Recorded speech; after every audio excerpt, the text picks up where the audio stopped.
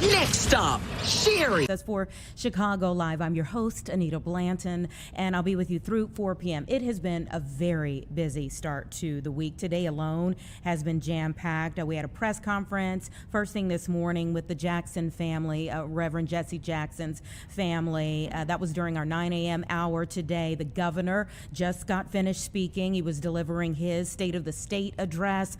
So there's a lot to talk about, and let me just give you an overview of what we have lined up for you this first hour together. Derek Bars, the administrator of the Federal Motor Carrier Safety Administration, that is within the U.S. Department of Transportation. He's going to be joining me for a very important conversation. He's going to be talking about his office's review of Illinois' commercial driver's license program that found that nearly 1 in 5 in our state have been issued illegally. This has wide-ranging implications. They are now threatening to pull millions in federal highway funding from the state of Illinois.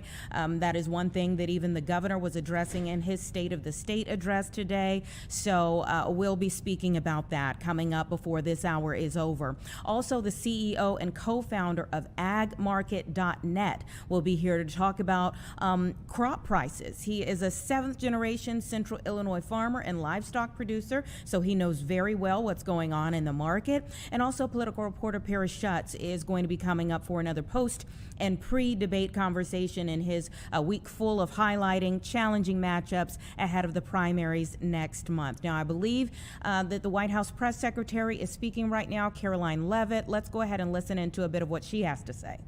Continues to always stand on the side of law enforcement, and this is another just horrible and frankly political action taken by Governor Wes Moore, and unfortunately the people of his state are going to reap the consequences of it. Sure. Thank you, Caroline. President Trump just said on Truth Social that it would be a big mistake for the UK to hand over control of Chagos Islands to Mauritius. But the State Department earlier this week has said that the U.S. does support that handover. So does this post now suggest that the U.S. does not, or that President Trump had changed his mind on this? The post should be taken as the policy of the Trump administration. It's coming straight from the horse's mouth. When you see it on Truth Social, you know it's directly from President Trump. That's the beauty of this president and his transparency and relaying this administration's policies to all of you and to the rest of the world. Carrie, go ahead. A series of walkouts from public school students that have been sort of provoked by a number of public school administrators. What are your thoughts on this? What's the administration's thoughts on this? Will they be taking any actions on these walkouts against ICE?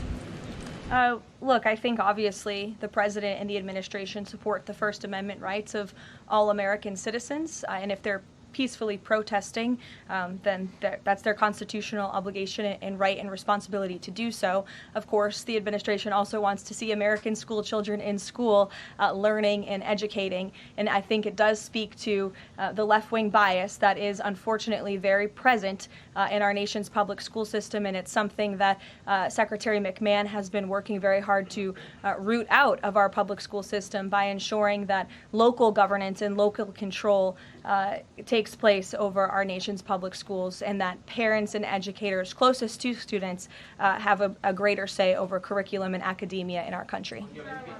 Take a couple more. Go ahead. Thank you, Caroline. The Vatican announced earlier today that they would not be joining the Board of Peace initiatives over concerns that it could potentially compete with the United Nations over handling crisis conflicts. What's the White House's response to that? Yeah, look, we saw that. I think it's deeply unfortunate. I don't think that peace should be partisan or political or controversial. And of course, the administration wants all those who were invited to join the Board of Peace to join. Because again, the Board of Peace is overseeing the reconstruction of a territory that has been plagued with violence, with bloodshed, with poverty for far too long. And this president has a very bold and ambitious plan and vision to rebuild and reconstruct Gaza, which is well underway because of the Board of Peace. This is a legitimate organization where there are tens of member countries from around the world, and we think that's an unfortunate decision. In the back, sure. I'll go to both of you, sure. Okay. Go ahead, and then Jake, you can go. You're welcome. Caroline, can you tell me, is there an update regarding the tariff rebate checks that the White House has promised? I don't have an update for you on timeline, but I know that it's something that the president and his economic team continue to very seriously discuss. Thank you, Carolyn. I've got two questions. First, does the president see some sort of religious or prophetic component to the unfolding developments in the Middle East? I haven't spoken to him about that particular perspective, to be honest with you, but of course the president wants peace for all people of all faiths all around the world, and that's part of his push to create peace in the Middle East, which he has done successfully. And my second question is, as this popularity rises around the world, and especially in regions where it's invested so much effort in promoting peace and ending wars, do you think we might be watching the emergence of a global MAGA movement? Is this something that the president has discussed at all? Well, I don't know, Jake, but I sure hope so. Take a couple more. Go ahead. Sure. I wanted to ask you about Iran. As the U.S. military builds up around Iran, is President Trump coordinating war plans with Israel so that if he does decide to strike, that Israel will be a part of those strikes? Look, I don't have any specifics on the president's recent conversations with Israel. As you know, Prime Minister Netanyahu was just here at the White House last week or the week before. But again, with respect to Iran, there was some progress made yesterday. There are still a lot of details to discuss, and we'll continue to see how this plays out. You know, the United States government, of course, is always in close communication and correspondence with the state of Israel, and that starts right at the top with the president and Prime Minister Netanyahu themselves. One more. Go ahead. Last week we saw the underlying affidavit for the search warrant that was executed in Fulton County, and there was not any mention in that document about foreign election interference in the 2020 election. I'm wondering if DNI Gabbard has uncovered that in Georgia or in Puerto Rico, where we know her team was sent as well. I don't have any updates for you on that today. I would defer you to the director's office herself. Sure. Two questions. One on the president's schedule today. It says he has signing time. What is he signing today? Are we expecting executive orders or actions? That's the first question. And then second, the Wall Street Journal is reporting that a U.S. arms sale package for Taiwan is in limbo. Can you just confirm this reporting / offer any additional comment? And how concerned is the administration that if an arms deal with Taiwan went through, that this could disrupt the China-U.S. Trade truce? Sure. Well, I haven't read the full Wall Street Journal report. I will just say with respect to an arms sale to Taiwan, I don't have any announcements or updates on that for you today. And to your first question about what the president will be signing, he will be signing an executive order, which you will all be hearing about later this afternoon, and you will see him in 1 hour at the Black History Month reception. We'll see you there. Thank you. Okay, we were listening in there to Caroline Levitt. I'll give kind of a wrap up on that. We're having some technical difficulties, but we do see that there is another presser that's happening right now. This is on the avalanche that's happened on the West Coast. So let's go ahead and listen in as they are really going through a tough time with the weather system out there. To locate 3 decedents at the time when they were waiting for us to get there to help rescue them. Once at 5:30, once our team got there, again, extreme conditions. The 2 of the 6 were not mobile. They could not walk because of the injuries they sustained during the avalanche. And we were able to safely get them the 2 miles from that location to the snowcat. And 4 others were able to get to the snowcat themselves. So all 6 were rescued off of the mountain. The information I have at the time at this time is that of the 6, 1 was a Blackbird Mountain guide, and 5 survivors were clients on that tour.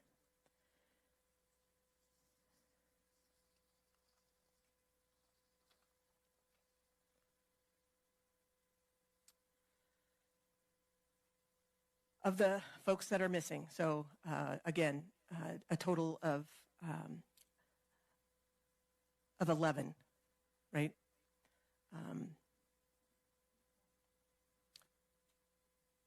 9 women and 6 men total. Of the 15 that were on this guided trip, they were 9 women and 6 men.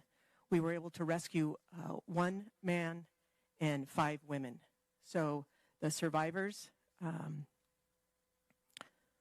ranging in ages from 30 to 55 years of age. 8 of the 9 additional skiers have been located deceased. We are still looking for 1 of the members at this time. Due to the ongoing challenges of the weather, the avalanche conditions, the effort remains ongoing, as well as our search for the remaining skier. But the weather is a factor. It's not a resource issue as we speak. It is a weather condition and safety condition for our response teams. Of the 2 that were injured, one individual was stabilized last night and released. One is still being treated at the hospital. I've been told both subjects are non-life-threatening injuries, so that's good to know. The guide company has been very cooperative, providing us the individual information from their trip.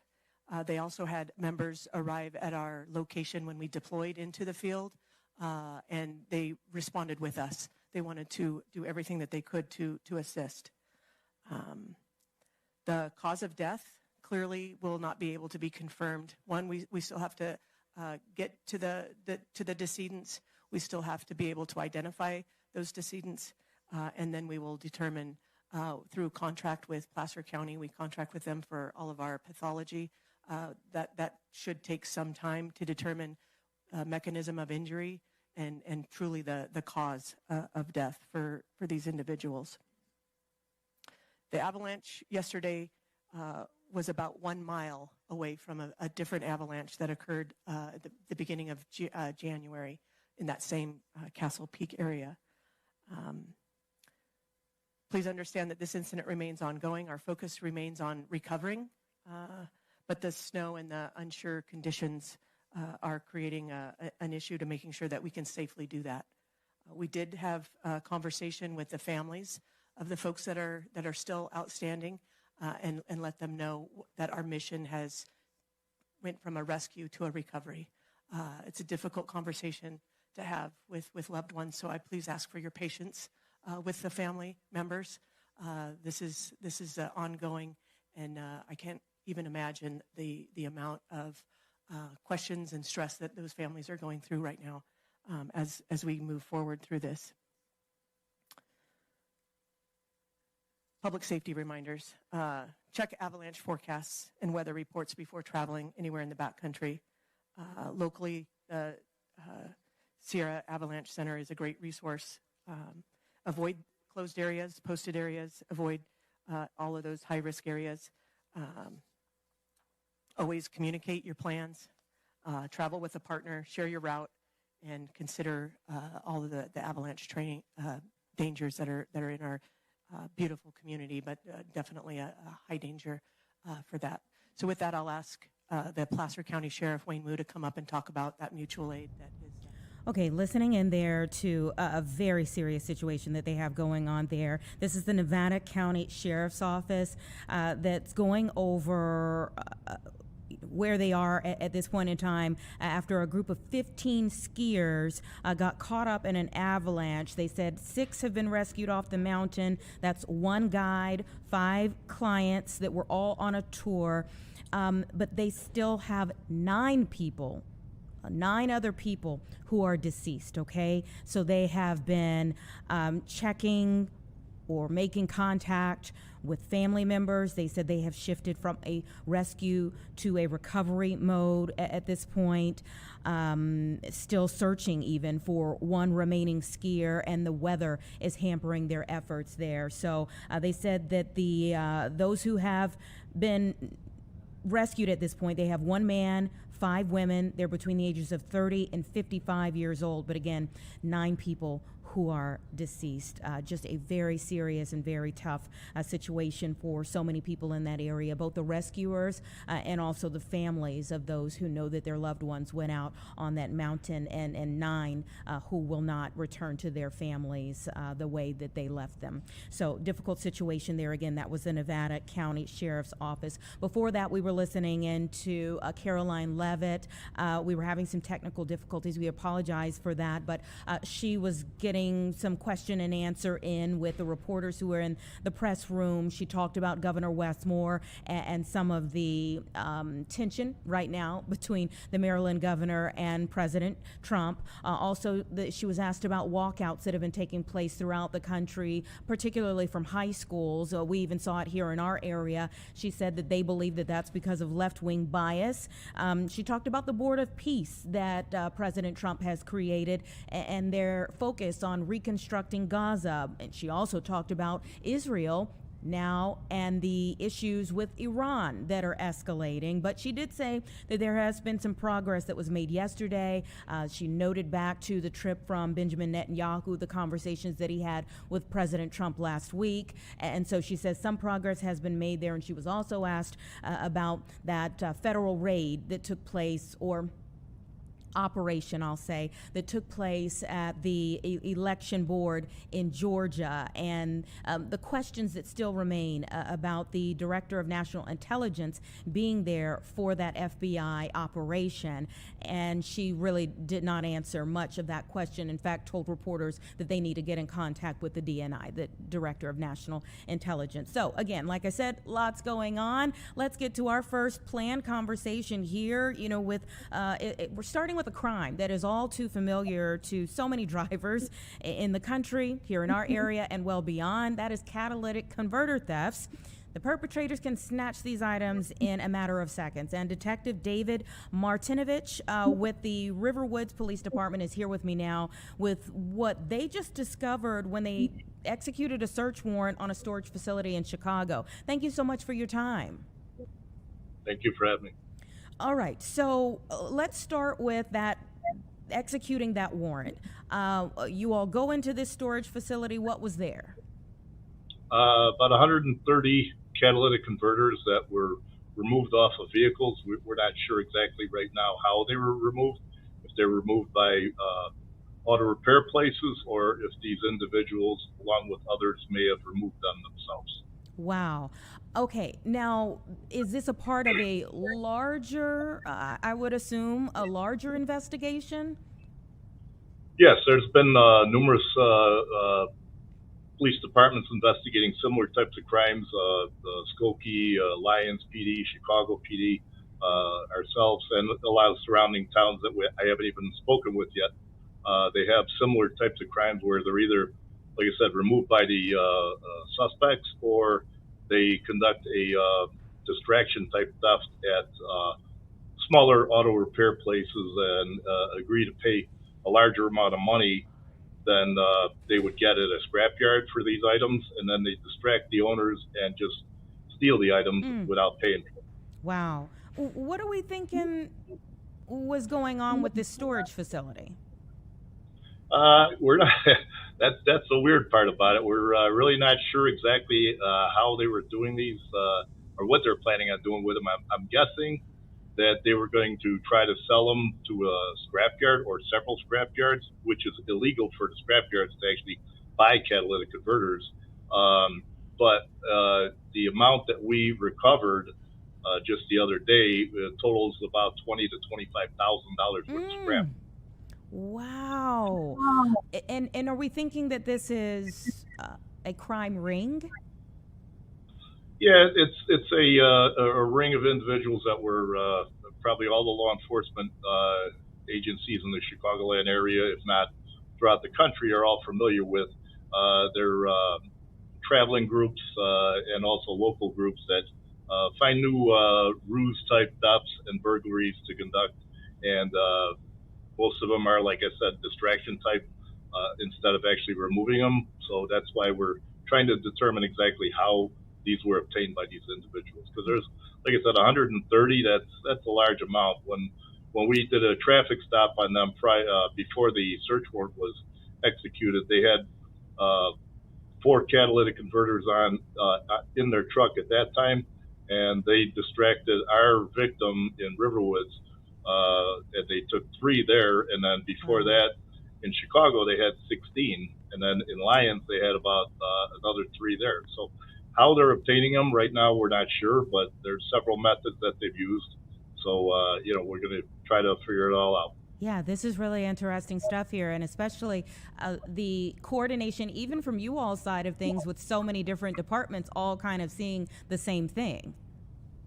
Yeah, like I said, Skokie has been a big part of assisting with this investigation. Lyons PD was a big part, Chicago also, and a lot of the northern suburbs around Riverwoods. They've all had very similar crimes like this, and everybody wants to get to the bottom of it. So I think the cooperation has been pretty good so far. I'm hoping it'll get better, and I'm hoping we could maybe even locate some victims, either from local shops, like smaller auto repair shops that may have had this type of distraction theft happen, or if they just had some taken off of their car and they reported it to their local police department. If they could reach out to the Riverwoods Police and let us know, maybe it'll help our investigation and help the victims as well. Hopefully, yeah. So we want people to reach out, definitely, if they have fallen victim to one of these crimes. Now, you have this big bust. Did it come with a few arrests? Yes, we arrested 2 individuals that were involved in the theft in Riverwoods. There were actually 3 there, but we were only able to, at this time, identify 2 of the 3. And with the recovery of these items, we're not really sure exactly how many more people may get arrested. Okay, yeah. I mean, it could be that you're just at the beginning of what could be a much bigger bust in the end. What do you think? Why is it that we're seeing more and more of these? I feel like, you know, we had kind of a moment where all of a sudden catalytic converter thefts became a thing. Why haven't we gone past that moment? Well, the components inside the catalytic converters are extremely valuable for scrapyards and for places that use those materials. Exactly, you know, what those are. There's a combination of different materials in there that are very expensive. So I think that's like the highlight of why these criminals are targeting these things. Unfortunately, several years ago, there was a push from a lot of different police departments and a lot of villages, cities, to put VIN etchings on the catalytic converters. But I don't think too many people actually heard about it or took advantage of that, because it was a free option that they could either get from their dealership or from police departments. I know we're doing it for free. And if that were the case, if they had VIN etchings on the catalytic converters, it would be much easier to identify what vehicle, what victim, and all of that. But right now, it's going to be a lengthy process trying to identify victims. Okay, so VIN etching would be very helpful to everyone. Are there some other preventative things that could help? I've heard from other police officers that said that their villages are asking the people to do some spray painting or personal etch marks on there, or like if they can't do a VIN number, put like either like a phone number or something on there that they can etch on there where they can be identified and we can locate victims. I don't know of any personally that have done this or not, but I think the VIN etchings would be probably the best option for everybody. Okay, and is there anything else that you want us to take from this happening? Just obviously be careful. You know, I mean, do the best you can to, you know, a lot of times you can't prevent these crimes, but if you could assist us with locating you as a victim by doing something like this, like with VIN etchings on auto parts for the vehicles, that would be extremely helpful. Like I said, most of the time they're done at no cost to the owners of the vehicles.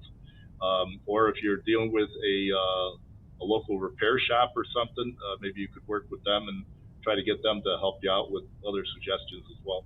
Well, thank you so much for joining us. Thank you for educating us and helping us moving forward. And I hope to hear more updates about this work that you all are doing. Thank you. Appreciate it. Thanks for the time. Take care and please be safe. Thank you. All right. It's about 1:25, everyone. Give us 2 minutes and we'll be right back.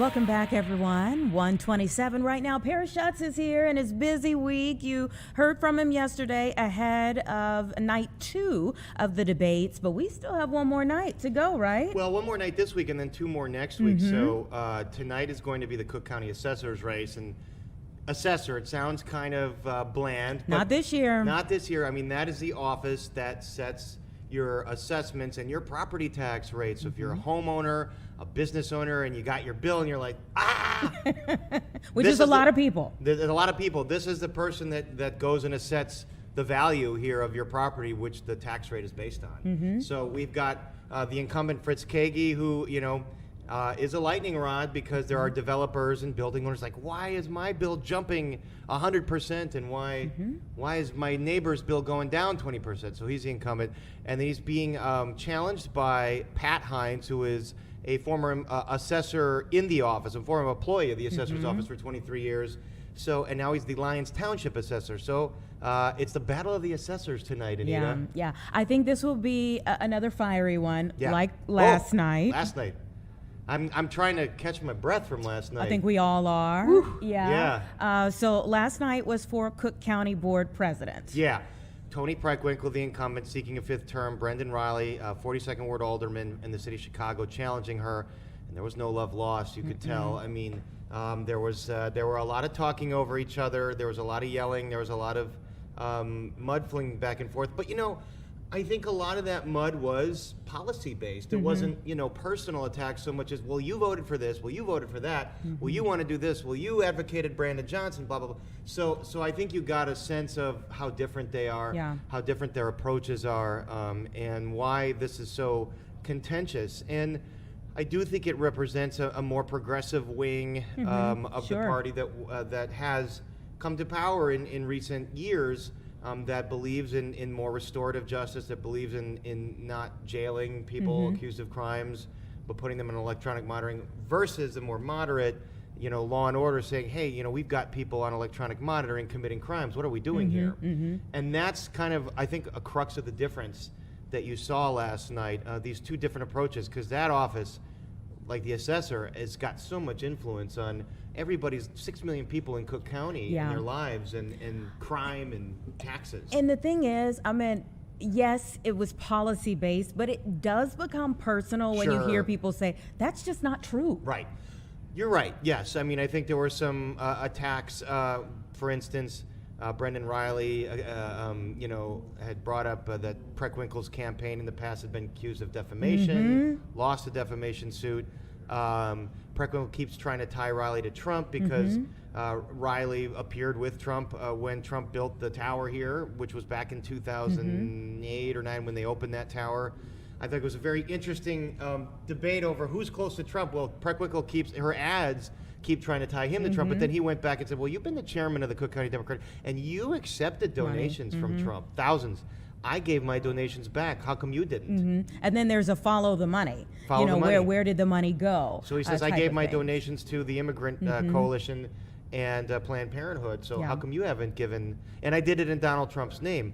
And so, but Preckwinkle kept trying to, on immigration, she's accusing Riley of trying to water down the sanctuary laws in the city at a moment when, Trump kind of invaded the city with immigration forces, and he's saying, well, look, I just want the police to be able to cooperate on violent criminals, getting violent criminals out. Why do you want violent criminals on the street? Yeah. And then I think on the issue of electronic monitoring, the burn victim, Bethany McGee and Lawrence Reed, the suspect, he had been arrested 70 prior times. He was on electronic monitoring, and he was just able to get out, and no one could do anything. And I think that case is so interesting because it does, I think, illustrate some of these issues. Why are judges continually putting repeat offenders back on the street? Widespread issues that all revolve around that one particular incident. Yeah, and so I wanted to ask about that, and I thought it revealed some very interesting differences in Preckwinkle saying, look, my heart goes out to the victim. It's horrifying. At the same time, the data shows that electronic monitoring is safe, and every now and then something might happen. And then Riley kind of jumped on that and said, wait a second. how do you tell the victims of these crimes that, well, every now and then something like that's going to happen, you got to live with it because the data If you're the is good. every now and then. If you're the every now and then. And Yeah. that's kind of the cardinal sin in politics. Yeah. Like, remember when Biden and even Trump now saying, well, you guys, the economy's great, look at the Dow. But nobody people are feels that people are way. But Yeah. no one feels that way, Yeah. and they try to discount the way people feel. And so Riley kind of leaning in, well, okay, you can mention the data, but if people still don't feel safe, that's an issue. Yeah. And that's something that politicians have to respond to. Yeah. So that was, I thought there was just a lot of fascinating And exchanges like that. The semantics of it all, because Yeah. even on the defamation, she was saying, well, I was dismissed. I was dismissed, but your campaign, how about your campaign? You know, so the Yeah. semantics of a lot It's of always it. semantics. Yeah, Yeah. you know, the devil's in the details. The devil's you in the know? details. So again, you have another night tonight. Chicago Report begins at 6 o'clock. Yeah. But you were also monitoring the State of the State address. What came out of that? Well, I mean, the governor is basically saying, hey, if you want us to spend more or you want us to cut more, just blame Trump. The blame Trump thing, because he's claiming $8.6 or $8.8 billion in funding cuts from the federal government because of Trump to Illinois, and that the state has to come together and fix that. I mean, I don't know if that number's 100% impacting the budget the way he says it is. So he's saying this is a maintenance budget, that there will be different taxes and fees, but they're not going to be the big ones like sales tax. No mention of a millionaire's tax that Brandon Johnson has asked for. That the governor has been fully against.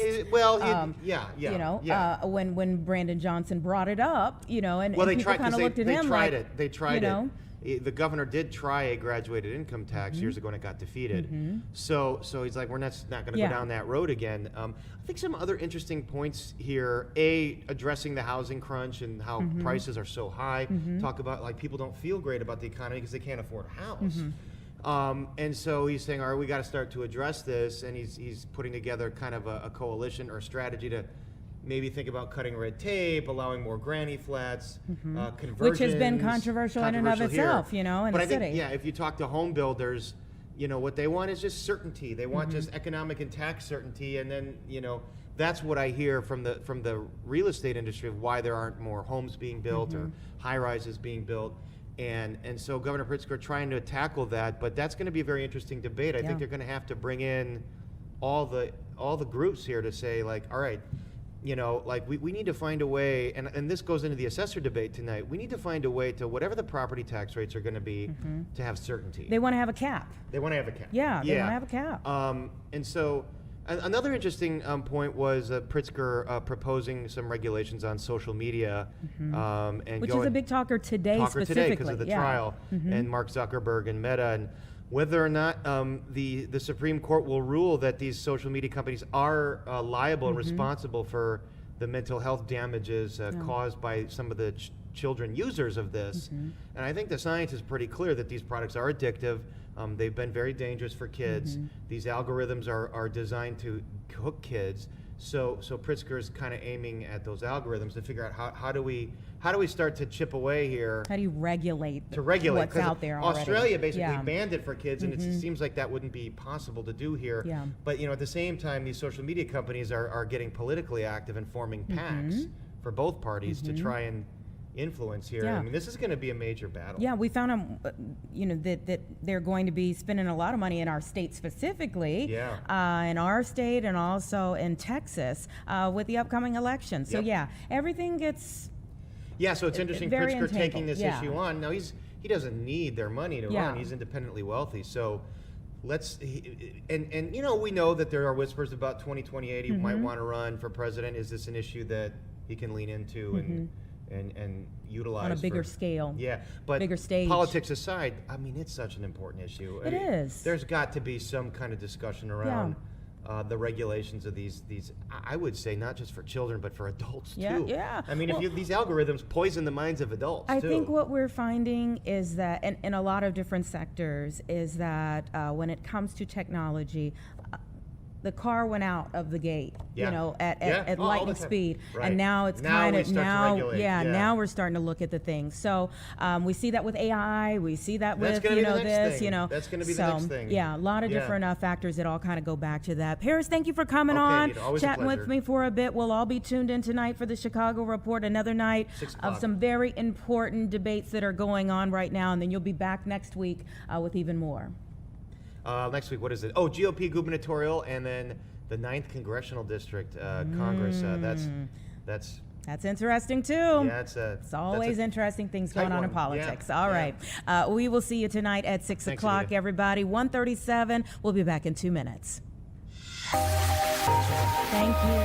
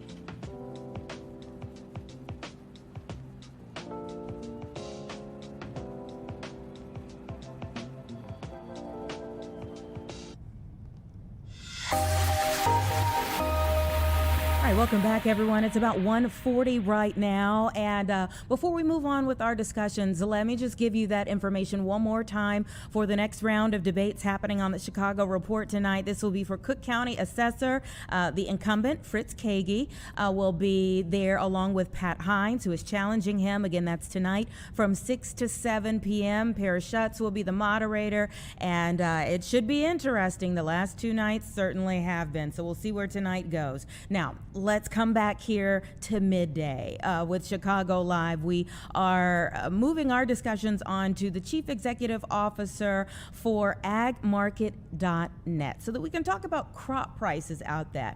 Matt Bennett is joining me now. Thank you so much for your time. Yeah, absolutely. Thanks for having me. Tell us a little bit what's going on with the market as it stands at the moment.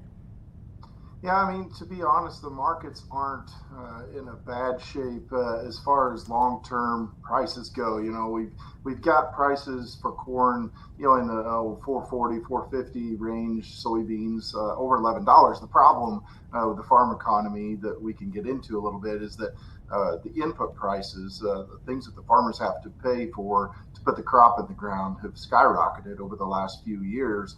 And it's cut margins substantially. And so when you look at the prices that we see, you have to have incredible yields on your farm just to be able to make, you know, some sort of a break-even type scenario. So it's made it excessively challenging for growers just due to the high costs.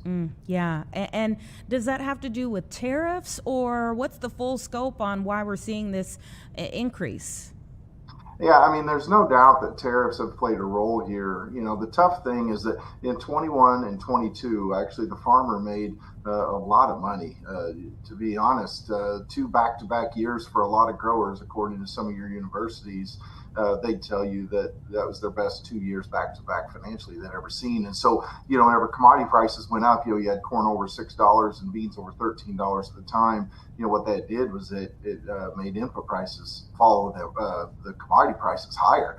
And when that's the case, they don't always come down at the same rate as what your prices come. And so the unfortunate reality is your input prices, so seed, fertilizer, chemical, equipment, all those things went up, and at the same time, they don't come down near as quickly. And unfortunately, commodity prices, like in the case of corn, is 2/3 of what it was then. But unfortunately, our input prices are not 2/3 of what they were then. And this is really generational. You are a 7th generation Central Illinois farmer and livestock producer. Tell me about maybe one of the greatest challenges for an earlier generation of your family versus what you're going through right now. Yeah, that's a great question. And so I actually talk about this sometimes when I go out and talk to growers just about the challenges that we're in. But, I lived through the 80s, so, I'm aging myself, but I lived through the 80s. My parents struggled to get through the 80s. That was a historically bad time for the farm economy. A lot of bankruptcies, and a lot of farmers, unfortunately, had to, close up their farm. And so, but the nice thing for me, I guess, is that we didn't really necessarily know how bad things were. Our parents did a really good job raising us, and quite frankly, we farmed and we lived a little bit differently, I think, than, a lot of people do these days, whether it's farmers or whether it's someone that, has a job somewhere else. I do think that the standard of living for a lot of us is increased substantially, but the 80s were excessively hard. This, for my career anyway, is the toughest I've seen, because basically 2025 was the 3rd year in a row where it was really hard for an average grower to actually make money. And so the unfortunate reality is that the cash they created in 21 and 22 continues to evaporate. So their liquidity has really taken a hit. And then in some cases, depending on who they're dealing with, as far as banks are concerned, just to get access to the money to be able to put the crop out, they're having to rob some equity. So it's been a massive challenge here. Wow. You made me have a daydream for a moment back to the 80s and your parents shielding you from the worries of the world, for sure. You are so right about that. But when you look at where things are right now, how do we turn that around? Yeah, that's a great question. There's a lot of different ways to look at this, but looking at what the U.S. produces, we don't have a lot of farmland or any farmland really to add to the mix. In fact, we're taking farmland out of production. As far as urban sprawl goes, that's probably slowed down somewhat, but you still see it. The other thing, of course, a lot of solar panels have gone up across farm country over the last few years. If we want to look at our main competitors in the world, Brazil, they're adding farmland every year. And so most years they add 2 to 3% more planted acres. It's just an incredible expansion they've seen. They have a lot of farmland they can bring into the mix. So how do you change the way this is going? Because what's going on is that they're actually exporting more every year, and it's making it very hard for us to stay competitive with them raising the types of crops that they are. We need to see domestic consumption in the U.S. We need to see a really a strong push towards using the products that we're raising. Actually, you can use them for ethanol, renewable diesel. Those are cleaner burning fuels than the ones that we're currently using. Plus, it gives us a chance to use products grown domestically, and it helps people all the way around. You mentioned domestic consumption. Do you think that people, and I'm saying writ large, in this technological society, the advancements that we're making, that people overlook that really everything we wear, what we eat, all comes from a farmer? Yeah, I do think that it gets overlooked a lot of times. And so, I think that awareness is one of the things that you try to create. There's no doubt that, when you get in the city, my sister and brother-in-law sister-in-law and brother-in-law live up in Chicago, and, they do like to frequent farmers markets. And I think that, they get a pretty good idea. They know what's going on down here, but they talk to their friends, it's a totally different world But I do think that some awareness needs to take place, more education, if you will, because I think there's a lot of people, when you ask them where their food comes from, they say the grocery store. And I understand that, it's not, you don't think about it really, but unfortunately, the reality is that someone's put a lot of blood, sweat, and tears into being able to produce the things we wear, the things we eat. There's just a whole lot of different things that we can produce, whenever it comes to agriculture. And by all means, I think that more awareness needs to take place. And on the flip side of that, how do you see more farmers using technology to your advantage these days? Yeah, to be honest, I think people would be shocked if they rode with the average farmer, in a combine or in a tractor these days. Essentially you've got usually at least two screens that you're monitoring, whether it's for GPS or whether it's for all of the analytics that are going in whenever you're planting, for instance, or when you're harvesting.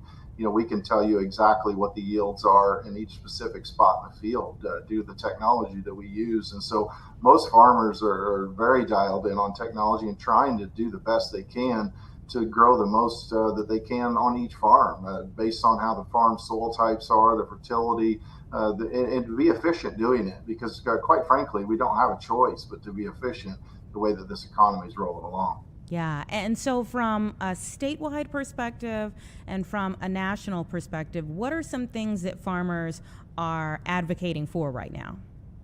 Yeah, I think one of the main things is that, you saw several farms exit again in 25. I believe we lost around 15,000 farms in the country. And so, I think that what you're seeing is that people look at this and say, hey, how can we find a way, to make this better? I mean, yes, there's been some farmer assistance. I would tell you, I just want to urge anyone listening to this to understand a farmer doesn't want any sort of government payments to be able to be sustainable.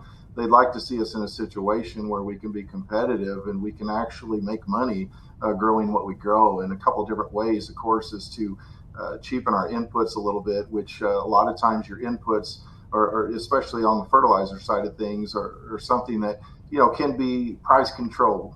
People can control those prices because there's not a lot of players in that game.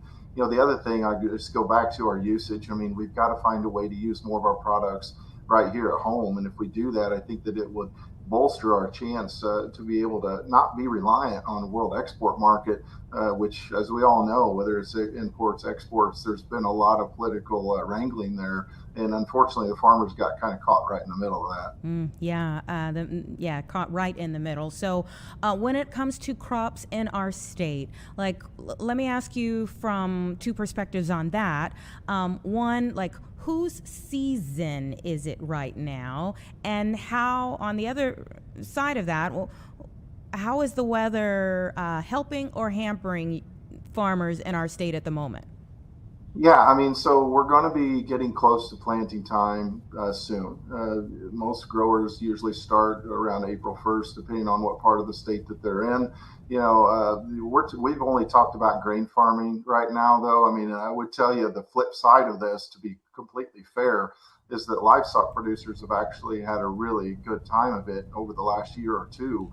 And actually, cattle producers are making as much money as they ever have. So that's a really good thing. It's just you've got a very stark contrast between the two situations. The thing I would tell you, as far as if you own cattle, because we do, is that every day's busy. So, they have to eat every day. You have to take care of them every day. But as far as grain farming goes, there's not a whole lot going on right now other than people just simply getting ready for spring planting, which spring planting is of utmost importance, because if you don't get a good start, it's really tough for you to be able to expect a good crop.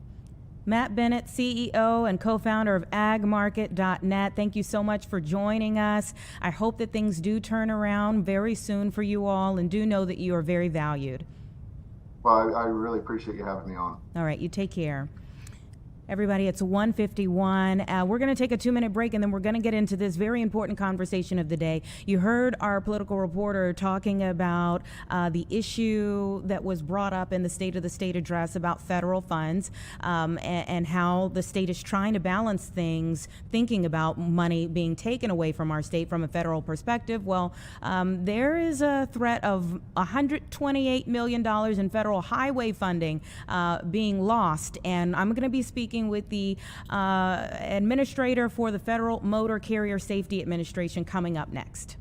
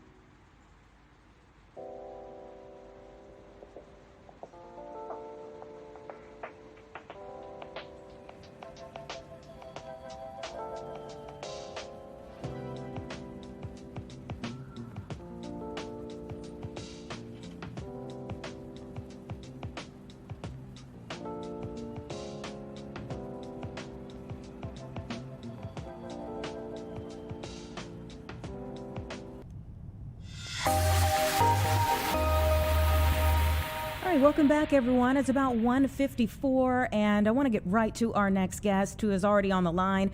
Derek Bars is the administrator of the Federal Motor Carrier Safety Administration that is within the U.S. Department of Transportation. He is speaking with me now, coming off of the heels of this new review that was done by the administration into CDLs, that is commercial driver's licenses here in our state, and it found that nearly 1 in 5 licenses had been issued illegally. So, Mr. Bars, thank you so much for joining me today.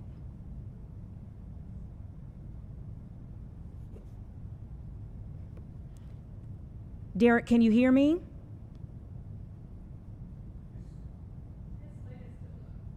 Okay, it's looking like he's getting ready to join us in a moment, but let me just give you a little bit of background information on what we know about this. So there was a letter sent today to Governor J.B. Pritzker, who, of course, addressed federal funding in his State of the State address.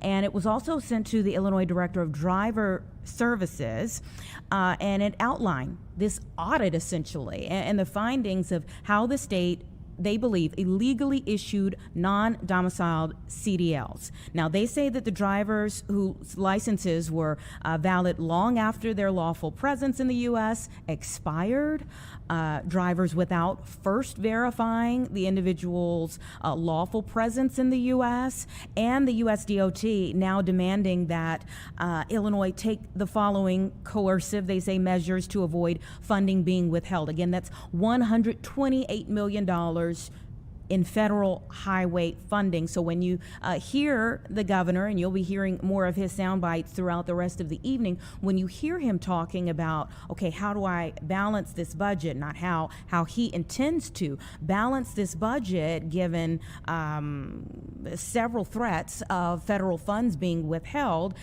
this would be a part of that discussion here. So one of the things that's on the table, immediately pausing the issuance of non-domiciled CDLs. Again, that's commercial driver's licenses. They want to identify all unexpired non-domiciled CDLs that fail to comply with their regulations. Also, they're saying you need to revoke and reissue all non-compliant, non-domiciled CDLs. If they comply with the federal requirements, reissue them or revoke them. They want them to conduct a comprehensive internal audit to identify all procedural and programming errors as well. They talk about training, quality assurance problems. But there's a long list here that they are going through and addressing. And again, this comes from essentially an audit on the system here in the state of Illinois. They say that Illinois has 30 days to come into compliance and revoke the illegally issued licenses. And I believe that Administrator Bars is here now. Can you hear me? Yes, ma'am, I can. Thank you so much for your time. We certainly appreciate you joining us here on Chicago Live. Tell us why you all decided to do this audit. Why Illinois? Well, last summer, the Secretary and our USDOT team and at FMCSA, we conducted a nationwide audit on a lot of our states across the country, and Illinois just happened to be one of the states that we were doing an audit on to verify their compliance with their CDL issuances. And then during this particular audit, we found that they had some systematic issues where we found over 20% of the driver's license that were issued, and I mean our CDLs that were issued non-compliant. Now, 30 days may be enough time to get all of these things done. May not be. Why 30 days? Is it we'll check back in 30 days, or that you intend to have all of these things, and I just gave a few, I listed off a few things, done within those 30 days. If you see some progress, essentially, would you continue to fund the federal highway or continue to send federal highway funds this way, or does this all need to be done in the 30 days? So we're asking them to give us 30 days to work with us along with our investigation so we can see progress, but they need to stop issuing the non-domiciled CDLs. If they're not compliant with the rules that we have in place and what we've asked them in the letter that you have been reading to your audiences, that we will make sure that we work with them and we provide them the guidance that they need. But if they do not become compliant, they are looking at ways, or we will look at ways to defund their program. And to start off with, that would be a 4% of their highway funds, which would equal about $64 million. Okay, so but we do want to continue to work with them. We want to make sure that this is about safety. I just want to start off with that. This is about safety and making sure that all licenses are issued properly and that we have the best qualified drivers on our roadways. There was something similar to this in the state of Indiana. I remember Kristi Noem, the DHS secretary, being there to give a press conference. Can you let us know how that unfolded, or where it ended up? Did you get some movement there in Indiana that you're expecting to get here in Illinois now?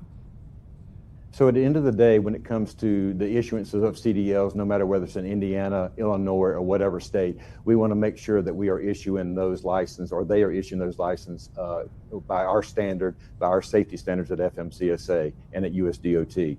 And with that particular issue you're talking about in Indiana, I think you're maybe talking about a crash that occurred, and we are continuously investigating that particular crash and where that particular driver was domiciled, meaning where did he actually have his training school, and we're looking at all aspects of that particular issue and making sure that his license were issued properly as well.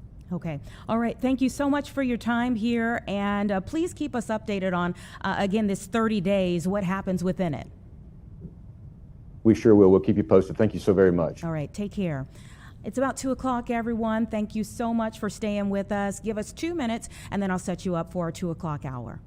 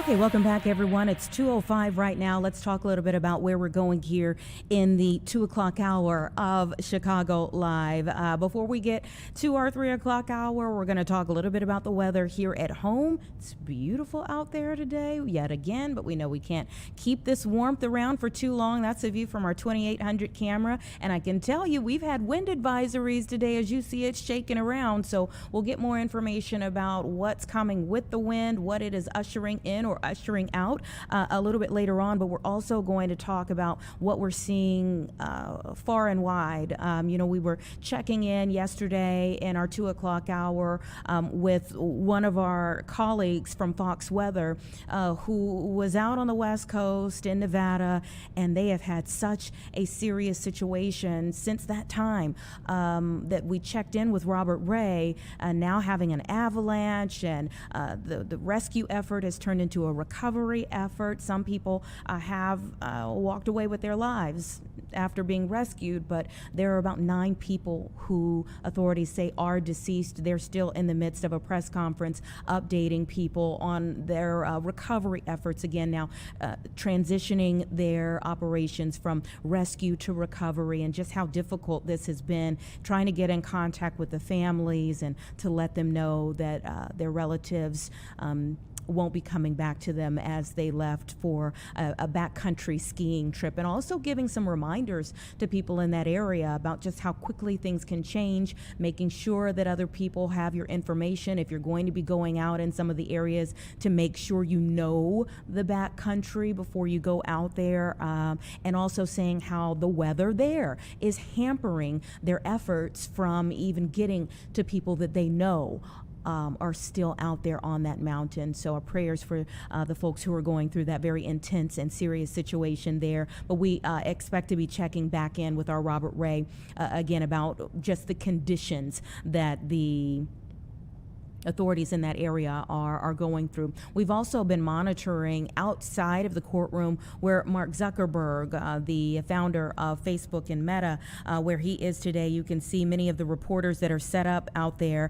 Mark Zuckerberg is, of course, testifying in what's deemed a landmark social media addiction trial. The prosecutors say that his company is intentionally designing Instagram and Facebook to be addictive to young people, and really talking about how Meta and YouTube have hooked and damaged a lot of young people in our country. So Mark Zuckerberg is going to be answering some questions before a jury, and we'll see where things go in this particular case. They got started up today about 8:30 this morning, and that's for Los Angeles for their time, so that would have been about 10:30 this morning for us, I believe, 9:30, 10:30 for us, but they are continuing on, and you could see the setup there. Meanwhile, at the same time, we have on the East Coast, we have at the White House, the Black History Month event that's getting ready to take place. You can see it as a packed room for this event. Just reading just straight from the White House's website here. It says that today President Donald J. Trump is hosting leaders from the Black community at the White House to mark Black History Month and reflect on the administration's ongoing efforts to expand economic opportunity, to strengthen education, and promote justice for every American. Through targeted policies, again, this is from the White House's website, through targeted policies and broad reforms, President Trump has prioritized initiatives that deliver tangible benefits to Black families while ensuring prosperity is accessible to every American citizen, fostering a stronger nation united by shared success for all. Again, President Trump now celebrating Black History Month with this theme of advancing opportunity and prosperity for every American there at the White House. Packed room. He has not entered it yet, but we do anticipate that he will be entering it very soon.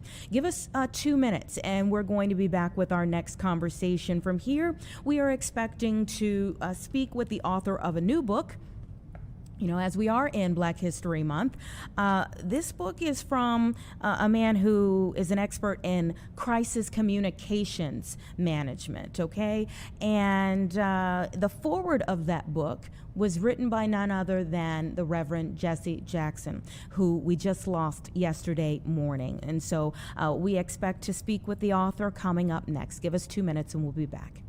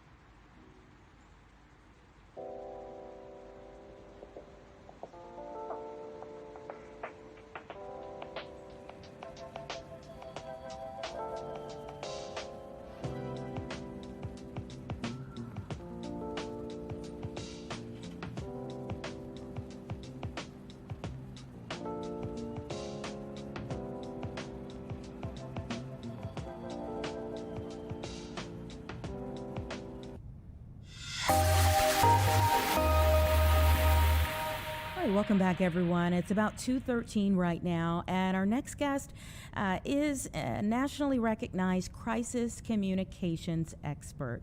He has worked with many different companies. One of the notable situations that he really led communications on was the Boeing 737 MAX crisis. And you know that took a lot of crisis communications for that particular situation. But he's here because of a titan in the world of civil rights that we lost this week. He has a new book out, and the foreword of that book was written by Reverend Jesse Jackson. I want to go ahead and bring in Bradley Akabuiro. Thank you so much for your time. Hi, Anita. How are you? Thanks for having me on today. I really appreciate having you here, and I hear that you've been traveling to get here to Chicago, that you were in Dallas, but did you come specifically because of Reverend Jackson's passing?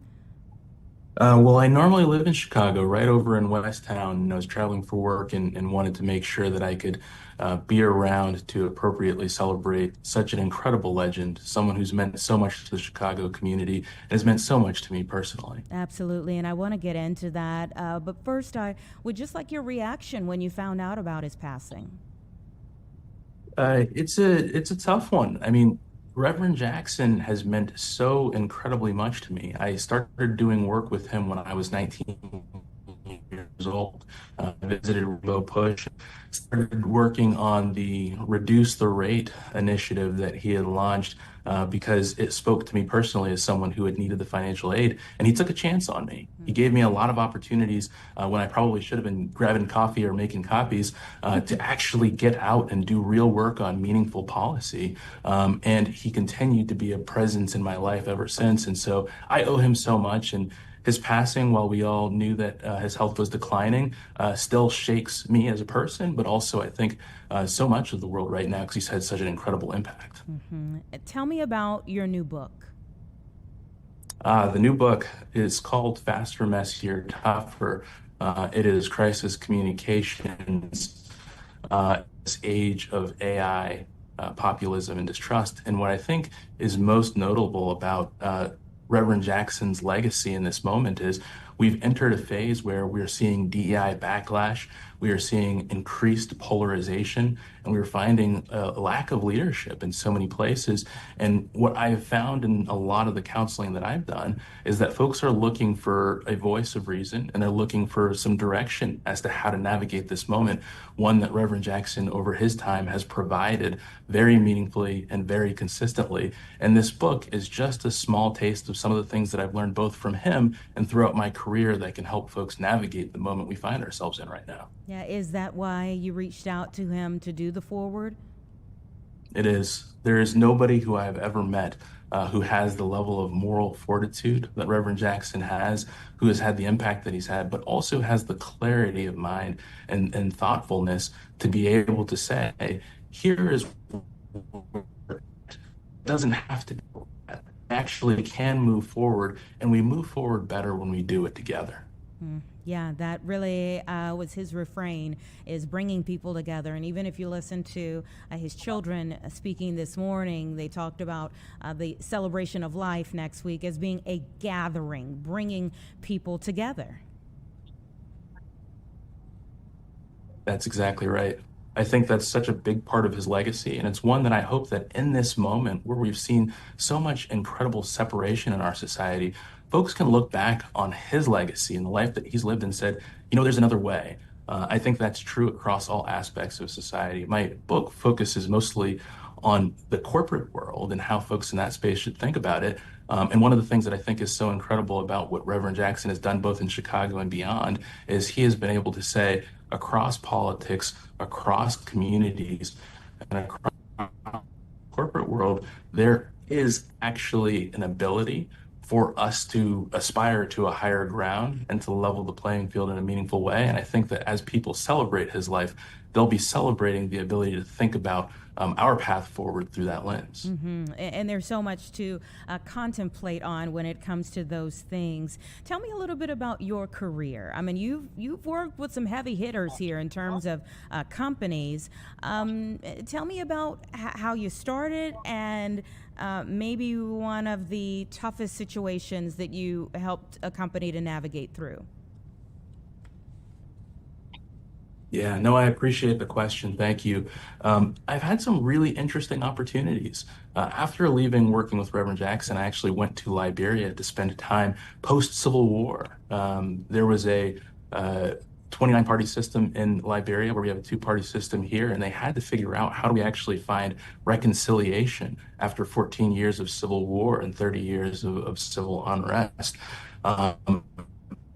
Work there was directly attributed to my time with Reverend Jackson because he had such a credibility and legacy across the continent of Africa that when the Liberians were looking for someone who could actually transfer some of that credibility to bringing people together in this phase, I got the opportunity. What I'm sure they would have really rather had Reverend, but they were able to get me. And so doing some of that work to focus on how do we actually rebuild a functioning democracy in this climate is incredible. And being able to take some of those lessons, both from that time and my time working with Reverend Jackson and beyond to different settings, United Technologies, when we were trying to figure out how to navigate an early Trump administration, onto Boeing, where we had the MAX accidents, where unfortunately 346 people were killed, and the company had to figure out how do we ensure not only does something like that never happen again, but we're providing the level of transparency and accountability and humanity that people deserve in this circumstance onto the clients that I work with today.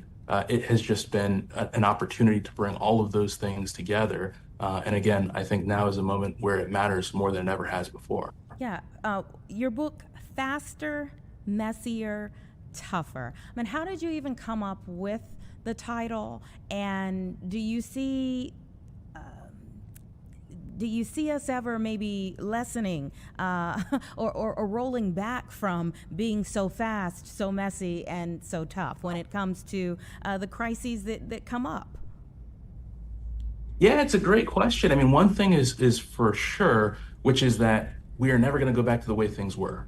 I think what we are seeing in the phase that we're in right now typifies how we're all feeling in society. You don't have to be in a communications or a business seat in order to understand that the level of division that we've been facing, as well as the speed, the polarization, those things are things that are here to stay. I will say that the title is really interesting because it really kind of gets at the emotion that you feel in these jobs in this moment, where you used to be able to come out and have a conversation and be open, honest, and transparent about where you're at and be able to actually give some confidence that you've got a situation under control. We are now seeing greater levels of institutional distrust than we've seen in the past. We are also seeing this concept of backlash against organizations that don't agree with people's personal beliefs as a reason to boycott and to move away from consumerism in these cases. And so for organizations that are now trying to navigate these fault lines, they're realizing that there's no such thing as a clean win in communications and reputation. And so what I should do is say, here's how we operate, but how we find ways to figure out where we stand and actually stand there. And that's going to really increase their trust in this moment. I mean, that is huge. That really is huge because you find company after company really trying to figure that concept out right now. Yeah, you really do. And I think it's difficult because you both have what aligns with your strategy and your vision as an organization, but you also have what your employees believe, your investors believe, your communities believe, and what they expect of you. And you have to find alignment in these things. And what we found is that the organizations that try to please everyone are usually the ones that take 50-50 issues and actually lose them 100%. Those that are able to find their values and stand by their values and communicate them clearly, build trust before they need it. And when they find themselves in crisis, people are willing to give them the benefit of the doubt. And that goes back to Reverend Jackson. I can hear him so clearly in those words. I mean, he stood his ground, regardless of whether people agreed with his words or not. He stood to what the kids say, 10 toes down on the issues and where he believed on them. Yeah, one of the things that I think is most impressive about him is that he understood that conflict and conversation didn't have to be opposing concepts. He was able to hold space for both. And the fact that he was able to do that actually made him someone that you could trust, you could believe in, you knew what he meant is what he said, and what he said is what he meant. And that's what I think more leaders need to understand about the way they communicate in today's environment. Mm-hmm. So tell us when the book will be accessible to all. The book will be available on April 7th, anywhere books are sold.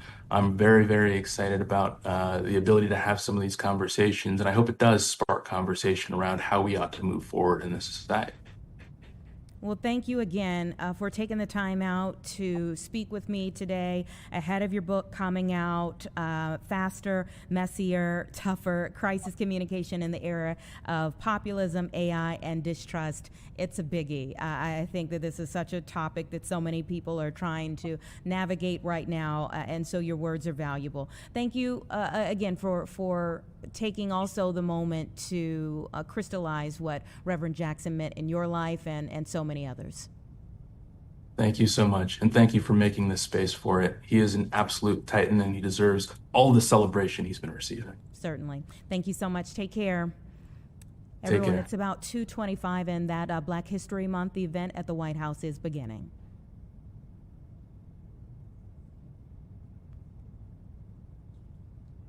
But Alice this is great, and say a couple of words. It was so ridiculous. 22 years, she had 28 left. And I said, let's get her the hell out of here. We got her out. We did a commune, and then when I got to know her, she was so high quality, I said, full pardon. So she's cleaner than anybody in this room, even than my friend right here. She's cleaner. Because of that, she's cleaner than anybody in this room. Thank you, Mr. President. The feeling was mutual. I fell in love with this man, with his heart, with his heart for this country, with his heart to really bring America back to the form of greatness that it deserved. And that's exactly what he's done. My story is truly a Joseph story. This president right here, President Donald Trump, brought me from the prison pit to the White House. Only in America could there be a story like my story. And President Trump is the only president who would have had the courage to bring someone like me, someone who received a second chance, but who knows more than someone who has sit among the captives, than someone who has been in captivity themselves. I did not get comfortable in my own freedom, but I went back, as Harriet Tubman said she did. She went back to draw many others into freedom. And President Trump has listened to those recommendations. There's so much more to come, because when you see me, you see a miracle. You see hope. You see second chances. And you see someone who is willing to roll up their sleeves and do the work, do the hard work to help individuals gain their freedom. President Trump did something historic in his first term. He signed the First Step Act into law. And with that, over 40,000, and that number is low, over 40,000 individuals have come home to their families early. And you know, many of those were Black Americans who had no hope.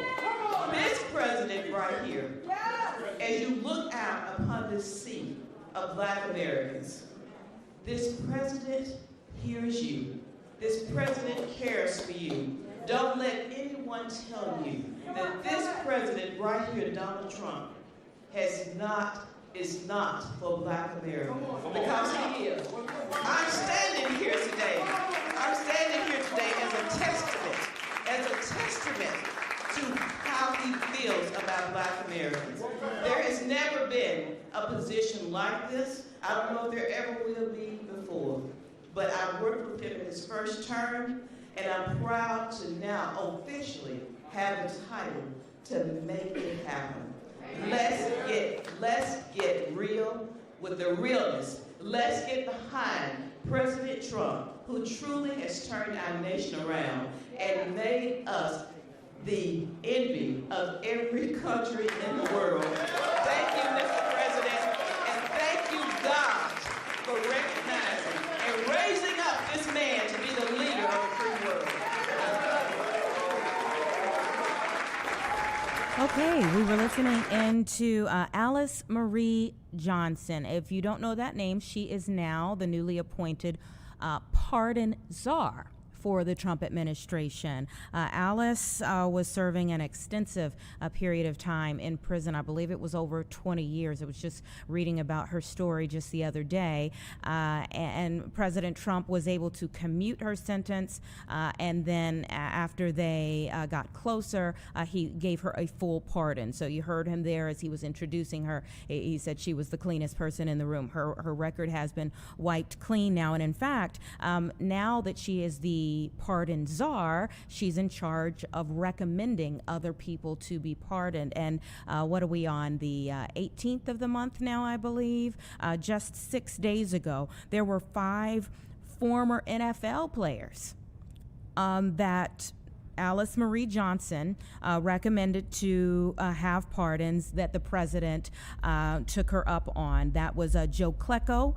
He is now 72. Nate Newton, 64. Jamal Lewis, 46, Travis Henry, 47, and Billy Cannon, who received a posthumous pardon. He died in 2018 at the age of 80. But again, now this is a part of her mission there, is to get more people to see what the Trump administration is doing from the standpoint of pardoning many people, herself included. Again, she received her commutation in 2018, that full pardon in 2020, and she is now the first ever pardon czar as of February of last year, and now working on getting other people pardoned after her 21 years that she spent in prison for a nonviolent drug offense.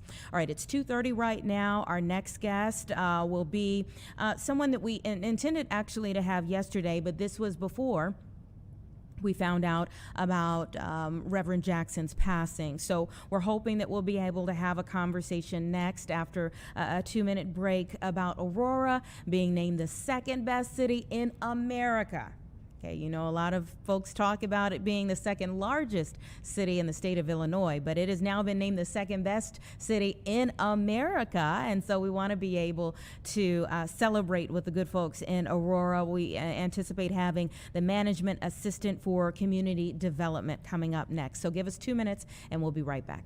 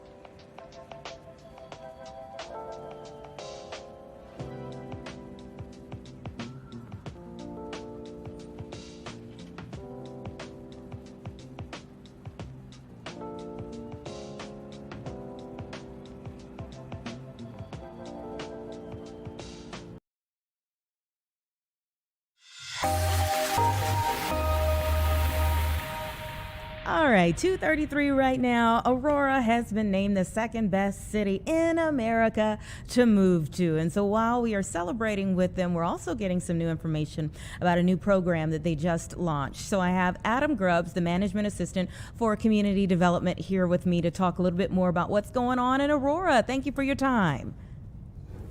Thanks for having me today. Absolutely, and congratulations to Aurora one and all. Now, not only, as I mentioned, have you all been named the second best city, but you have this new Choose Aurora Homebuyer Assistance Program. Tell me more.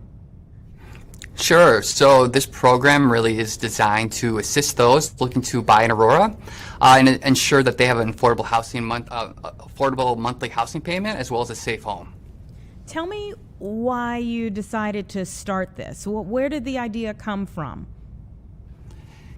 So in 2024, the city of Aurora had created a affordable housing strategy to look at how in Aurora we can expand and preserve affordable housing.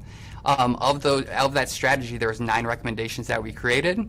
So 2 of those recommendations were 1, create an affordable housing fund, and 2, enhance our down payment assistance program. So since 2024, we've been able to implement those 2 recommendations into real life. Why now? So right now, I think we can see not just in Aurora, but the entire country. The housing market is really difficult right now. The purchase prices are very expensive, as well as the interest rates are very high. So being able to provide this to residents looking to move into Aurora can help them essentially afford an affordable payment. Mm-hmm. Are you at all concerned about where you're getting this funding from? So we are lucky enough to actually have half of the funding, so about $300,000 in local gaming tax, and then another $300,000 from the Federal Department of Housing and Urban Development.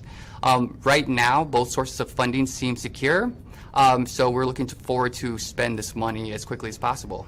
Yeah, I can understand why. Tell me exactly how this works for a person who is interested in taking advantage of the program. Sure, that's a great question. So this program is based off of income and need. And the time to apply for a program would be after you're working with a mortgage lender to become pre-qualified for a mortgage, and then also becoming under contract with a realtor. Once you are under contract for a property in Aurora, that's when you'd want to apply for our program to see if you qualify. Now, what kind of developments or homes are eligible to someone who is in this program? Another great question.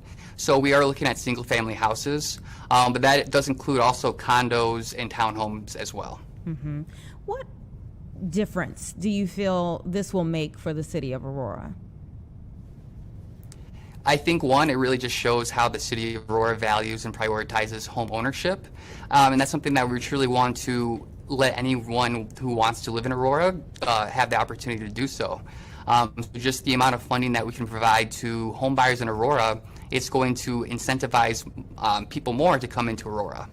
And what difference do you think it will make in the individuals? Like, why do you value home ownership so much? Sure, that's a great question. So essentially when you're thinking about, high school, moving on to college, and then what's the next step, trying to start a family and starting your career, it is a great opportunity to be able to buy a home to support your family and to live in a safe community. Mm-hmm. And safe communities are, of course, a part of the overall in terms of evaluating some of the best cities to move to. But why do you think that Aurora was chosen as the second best city in America?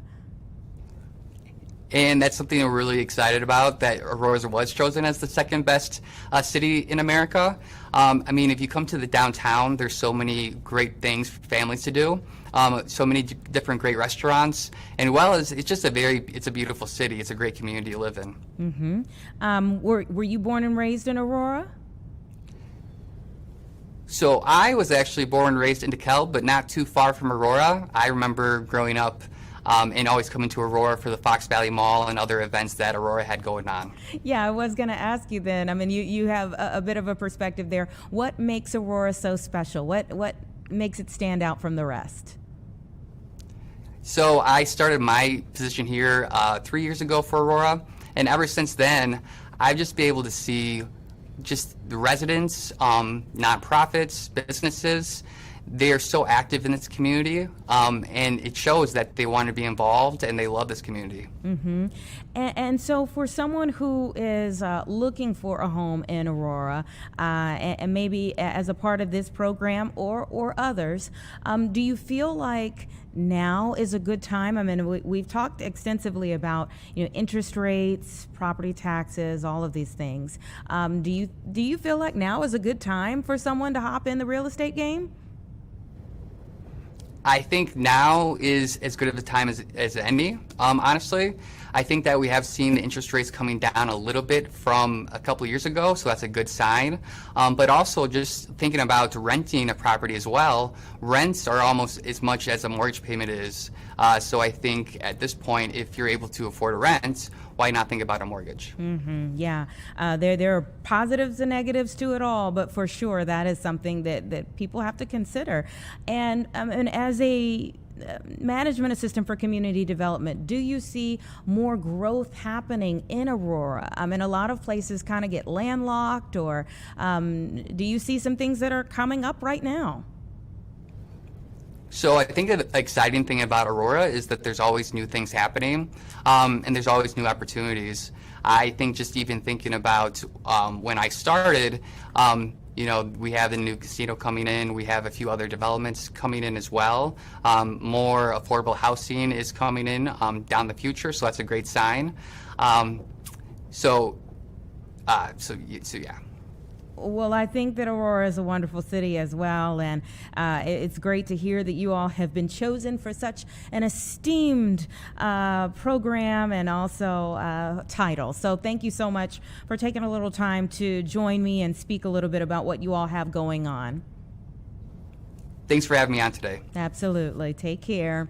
It's 2:40 right now. Our next guest is coming up around 2:45, but I'll tell you one of the other things that we are monitoring that should be happening around 2:45 as well, and that is the testimony of Mark Zuckerberg. We anticipate that he should be testifying right around 2:45, and that particular case, of course, is looking into what people now feel are addictive habits that are formed from people being online. Not just people. I mean, really, it is an overall, but the trial in particular is about young people, depression, suicidal ideations, so many other things that those discussions that have come from young people being online. Should there be more regulations? Should things be changed in terms of the access to things like Meta, Facebook, Instagram, that are under Mark Zuckerberg's control here. So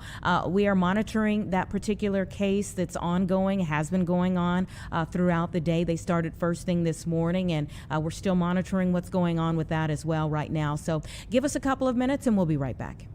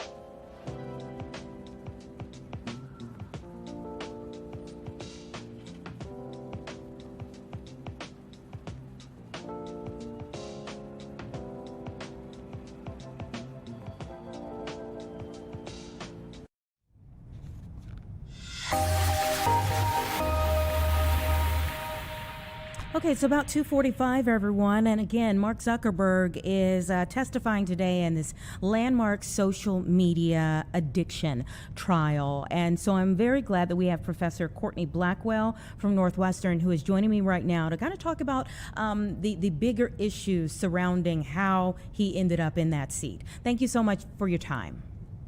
Of course. Thank you for having me. Let me ask you from the outset, could you foresee when things like, well, I won't even point out just his elements of social media, but when social media really started to skyrocket, could you foresee us ending up in a position where now we're calling these CEOs in for issues that came from it? So when we look at the research from any type of media, we always end up having this cycle where there's really a moral panic around media. And this started with the radio and television. And so it just keeps happening every time there's a new type of media or technology. So I don't know if I could have foreseen that we would have these tech companies on trial, but I could foresee that we would have some panic around the impact of technology on young children and teens. Yeah, this is the first time that he has actually had to answer questions before a jury. I mean, we've seen him on Capitol Hill, as well as several other CEOs for social media companies, but this is the first time Mark Zuckerberg has been before a jury. So a very different type of situation, even though these claims have been around for years. Do you think that we're coming to this point? Is it too little too late? I'm not sure it's too little too late in terms of what we can do about social media. From the research perspective, there's still an open question about whether it even has a harmful effect on children. The research is kind of it's inconclusive, it's inconsistent, and we don't have strong evidence either way that it's causing harm or not causing harm at a large scale. So while this is a different setting than Congress, the same research background is underlying the case, I think. The research hasn't changed. Yeah, and research, of course, looks at many different scenarios. The parents in this particular case say that their children were hurt or even died as a result of social media. Do you see more and more of this? I mean, maybe people will look to see how this trial what results come from this trial. But do you see that this is maybe the start of many more should these parents be successful? So this trial currently, and there's one in New Mexico and one coming up in the summer in California again, these are what's called a bellwether trial. So they are kind of the test case scenario for a lot of other trials that are kind of on the docket. So I do think they will have some impact in terms of what their outcomes are and what that has to do for the rest of the trials. And you bring up a good point. These parents and youth this is a real experience, right? We can't discount that they had these experiences and have these negative outcomes. And I don't think anyone would want to discount the heartache they're going through. I don't, from the research perspective, when you look at the population level, and that's what these cases would kind of be impacting, right? If you put a regulation into effect, it would affect everybody. From the population level, we don't necessarily see that happening frequently or a strong association between just social media and the mental health outcomes. It's a lot more nuanced, and there may be a lot of factors, including social media, but also things like friends, things like the family context, your pre-existing mental health condition. So there's a lot of things to consider when we think kind of about the outcome of the child. Yeah, and because you look at social sciences, I mean, what are some of the things that you think have undeniably shifted as a result of social media? So that's a great question. One of the things now, and it's not just social media, I would say, but it's really the rise in smartphones and even tablets. So you can take that technology anywhere. You can use it 24/7. We have streaming channels. You can go on TV 24/7. You don't have to have a schedule to use these media and interact with it. So I think that is one of the biggest shifts than compared to 15, 20 years ago when we had to schedule when we were going to watch a TV show or get on the computer because you didn't have bandwidth. So I think that's one shift that makes it so available. And then also when it comes to social media, it has very positive potential, right? It is and was built as a platform to connect with others. And we know that teens and even tweens and younger kids are using it to connect with friends and family that they know from offline. And it's not necessarily just to interact with people they don't know. So there are some positive qualities to it to really create a social space, especially for underrepresented or marginalized populations. They're finding a safe space online where they find people that are like them that they may not have in the outside offline world.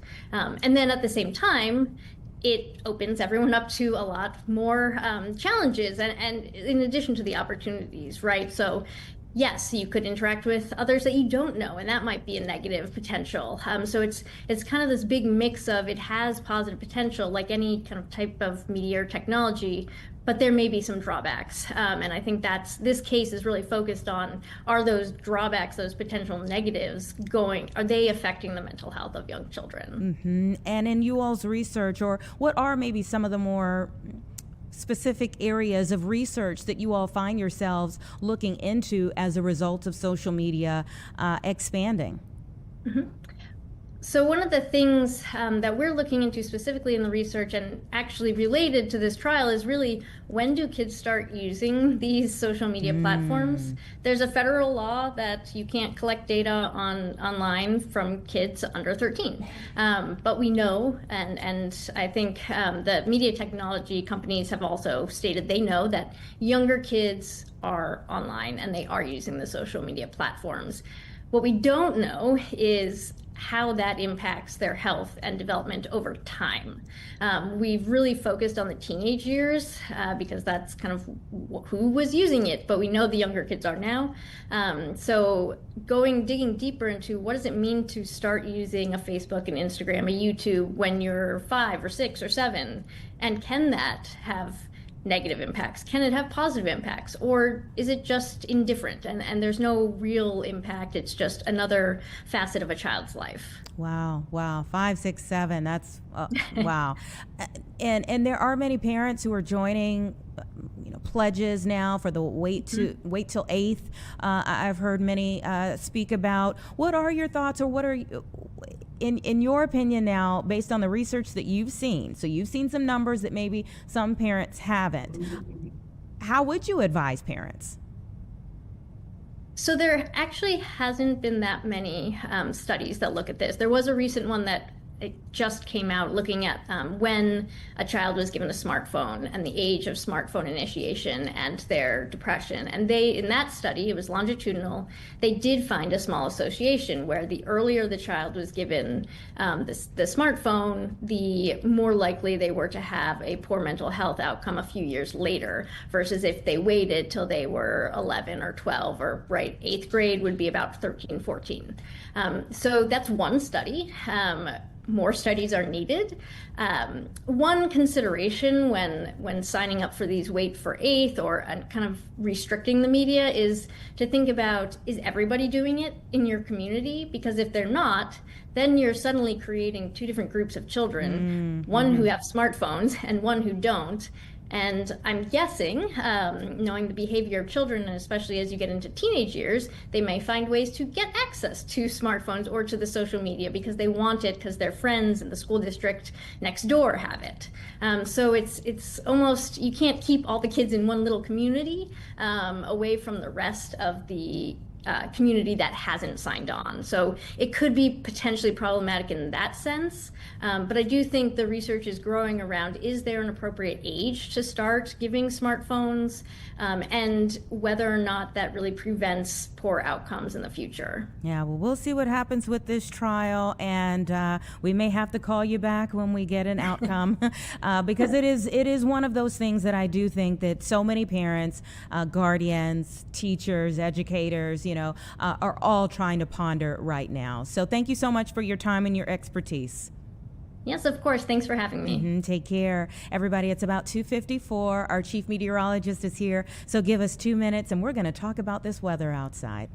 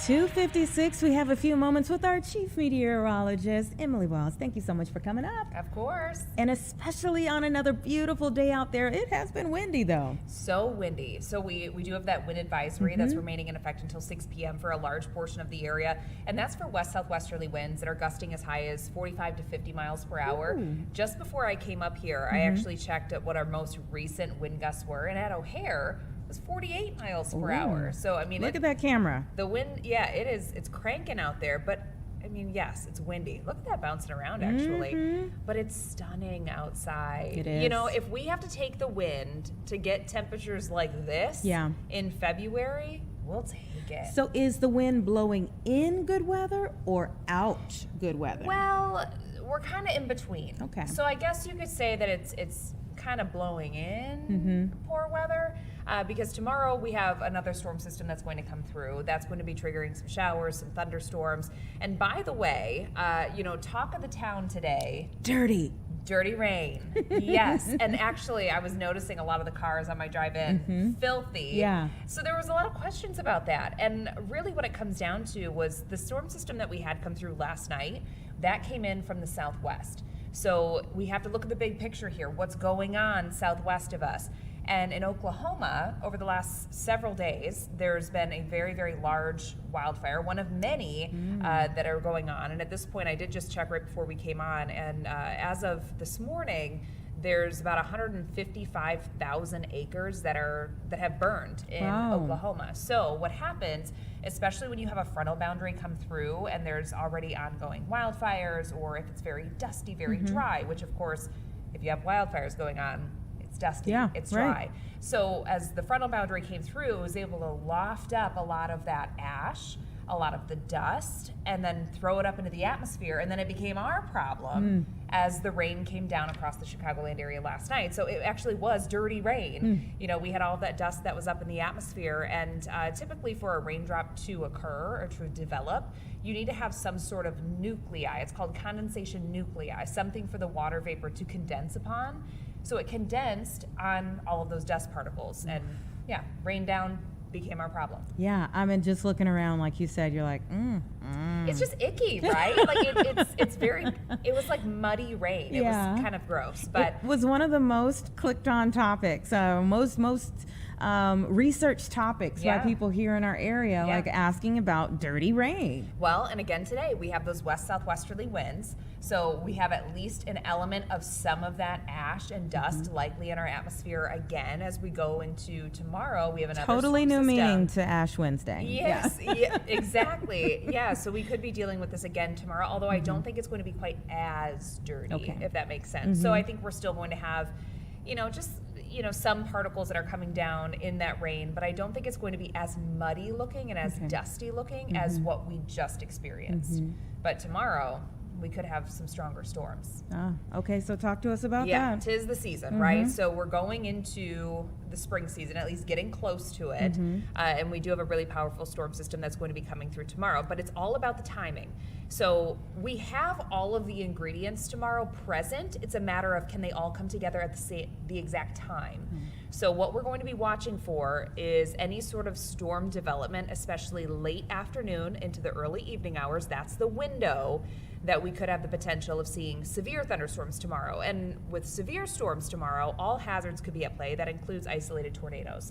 So it's been a while since we've talked about this. Of course, make sure you have ways of getting those severe weather alerts. You know, this is the perfect time. I have to plug our weather app because you can download our Fox 32 weather app and you'll get those warnings and those updates as soon as they're coming into us in our newsroom as well. So it's a really great way to kind of keep track of the weather that's tracking through your region, but just be on the lookout that we could have some pretty strong storms late afternoon and early evening, but it's not going to be a sweeping line of storms, Anita. It's going to be very isolated in nature, which typically, if you have a storm system that's coming through with one cell here, one cell there, and they're isolated, sometimes that can allow those storms to begin to spin. So then you have that supercell structure, and that's when you can have those isolated tornadoes developing. Spin up. Yes. So that's what we're watching for on Thursday. And then after tomorrow, we kind of get back to the cooler stuff. I was going to say, I see those temperatures tumbling. I know. This weekend it's going to feel totally different. But you know what? Average for this time of the year is 37 degrees. I think that's where we're going to be going into Saturday for our weekend. So a very seasonable weekend for us. A little chilly early next week, but we'll get back on track. We're going to be in the upper 30s by Tuesday, and then by Wednesday, I think we could be seeing 40s again. Okay. There's a lot in this forecast. Yes, we've had a lot to kind of unpack there in a very short amount of time. Oh, Chicago. All right. Well, we're ready for it. You're preparing us for it, so we'll ride it out. Make sure, again, you get that the app so that you're aware of things as they are changing. So thank you so much for coming up and letting us know what we need to keep in mind over the next few days. 3:02, everybody. Give us 2 minutes, and we'll be back to set you up for our final hour here together on Chicago Live.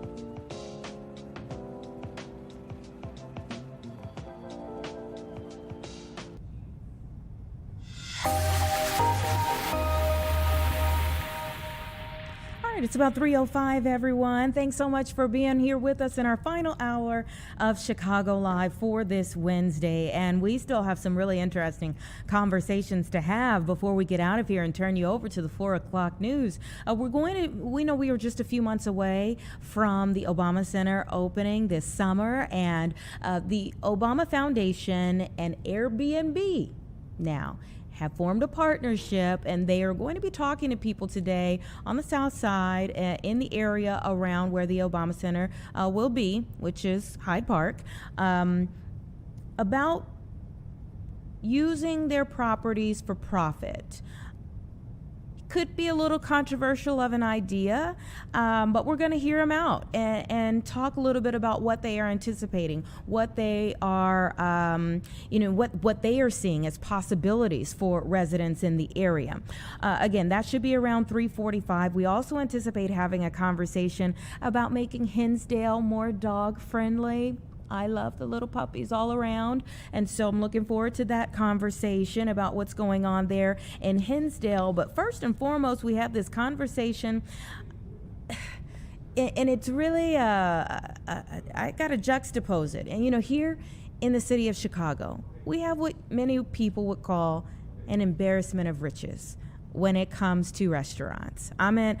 I rarely get to a particular restaurant multiple times unless I am truly dedicated to doing that, because you're always trying to chase new restaurants around, new restaurants that are popping up, or just so many restaurants that you would never get to all the restaurants in our area. So your eyes kind of pop out of the sockets when you see that Ford Heights is getting its first new restaurant in more than 60 years. So glad that Andre and Suhair Williams are here for a conversation about S2 Grills. Thank you so much for your time, and congratulations. Thank you. Thank you for having me. Andre, how does that sit in your system to hear first new restaurant in 60 years? Well, that's what we do it for, and sticking with S2's motto, we love to serve underserved areas, and it's crazy that in modern day times that any town wouldn't have a sit-down restaurant in over 60 years, and Fort Heights, I believe, is maybe the second or third poorest town in the state of Illinois, so it was really important to us to put an S2 there. Did some people try to talk you out of going to that specific area? Oh yeah, many people just out of concern and for our business. They didn't think that the community or the neighborhood we would be able to sustain. But we're out to prove them differently, and so far we've got a great response from the residents. Even when we were doing construction, the residents were stopping by every day, thanking us so much, and can't wait till we get open. So it's no doubt in my mind that we will thrive there and do well. I'm so glad you all are doing this. And when can people start dining with you? Oh yeah, we opened as of Monday. It was our official grand opening, and we had a great turnout. So much community support. Full menu, like all our other locations. You go get some lamb chops, pasta, whatever your heart desires, we have it. Okay, so the funny thing about what you just said, now you have multiple locations for S2, correct? This is our 10th location in Illinois. Okay, so I can remember a time when I was like, I really want some lamb chops. Couldn't find a place. And this is what I mean by embarrassment of riches in the city. And I was like, where can I just get a few lamb chops? And I got them from S2 Grills. Awesome. I will attest personally to just how great a food that you all have. Those lamb chops were excellent. and by the way, they're my recipe, by the way. Yeah, I cooked them at home at a barbecue, and they went over so well. We put them on the menu, and today we are, as of a couple of months ago, we were over 1 million lamb chops sold. Oh my goodness! Well, listen, I know why. I know why, and You can appreciate attest why. firsthand. Tell me about how it feels to be able to continue to grow your dream. And, you know, a lot of people will see that growth as like, oh, you've made it. Tell me how challenging that's been. What is the old adage? More money, more problems, and I wouldn't necessarily say more money, more business. It's the restaurant business is not easy. You have to be diligent, particularly when we big on quality, customer service, cleanliness. Those are things that we don't sacrifice or don't compromise. So it's in dealing with, we have almost 300 employees, so it's a constant challenge to maintain the highest level of excellence. But that's what we do at S2, and it's fulfilling. And the community, the city is responding, and we're actually opening up our first location out of state in Houston next month. So we got great things planned, and that's a testament to just with all these locations. If we weren't consistent and the food wasn't good, we wouldn't be getting this overwhelming response from the community. Wow, I mean, so many things for you to celebrate right now. I mean, what is the ultimate dream? The ultimate dream, and in my vision, we would love to have over 100 restaurants all over the country, maybe even the world, and perhaps take a note from Portillo's playbook and sell it for $1 billion almost. Anything close, I'd be happy with. And you all do so much to give back as well. So hopefully people do pour into you. Let's transition our conversation into the things that you do outside of the restaurant. We're big on our philanthropic efforts. You know, I grew up in the area of Chicago, Roseland, so I know how it could be tough, just not in just Chicago in this day and time period. So we're big on giving back into the community. We in any community we go into, we don't just take, we give, whether it be giving out 4,000 or 5,000 toys at Christmas, feeding hundreds of family on Thanksgiving, and not just on the holidays year round. We do so many things without looking for a pat on the back because it's the right thing to do. That's a part of our success, and that's how we pay it forward and to get our blessings by giving back. I'm seeing that you all do the distribution of book bags. You offer some discounts to first responders. First responders, municipal work. Yeah, with military, it's important to take care of the people who take care of us, so definitely. Christmas, we work with Christmas in the Ward. It's big in Chicago. Yeah. Well, congratulations again on all of it. I'm really, really happy to you all, and more maybe so for the village of Ford Heights. I mean, again, just 60 years for a new restaurant to open. I know it would be competition, but are you too hoping that there will be more? No, it's no competition. In fact, we're encouraging. That's why we took the first footstep.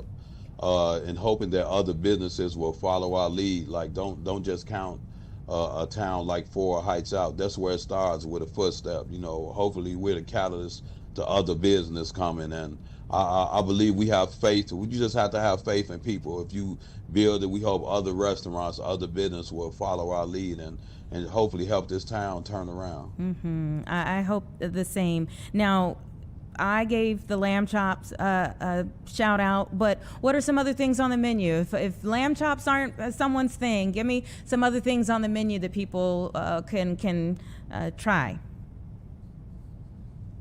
Well, I'm not just saying this because I'm the owner, but everything is on a 1 to 10 is a 10. We have hand carved ribeye steaks, short ribs. We even have soul food, tender beef short ribs, as well as your traditional chicken, catfish, hand packed burgers. I mean, we have a very robust menu. We have something for everybody on there. Fresh asparagus, broccoli, you know, things that you typically don't find in areas like we serve. Instead of so much fried food, you can get anything grilled. So that's what sets us apart. You can close your eyes and put your finger on the menu and pick anything, and I promise you won't be disappointed. Okay. All right. Well, I will, like I said, be intentional. So if I'm not intentional, I'm just looking for new things. But I will be intentional about circling back to S2. And again, congratulations on all of your success. Thank you so much, and congratulations to the town of Fort Height. This is a big win for them. Absolutely. We hope to see even more. It's 3:15, everyone, and we are so happy for Fort Heights. The last major story that we had out of Fort Heights was last month. There was and we actually covered it here on Chicago Live. There was a church fire there, and we were watching as, it was like one building, and then there was another building. We watched the whole thing live right here on our air from our chopper view, and then we found out more about that particular building in the hours after and the days after that, and how significant it was to the neighborhood in that area. So the folks in Fort Heights, all I'm trying to say, they deserve something like this. They deserve a little happiness and some good food. All right, give us 2 minutes and we'll be right back.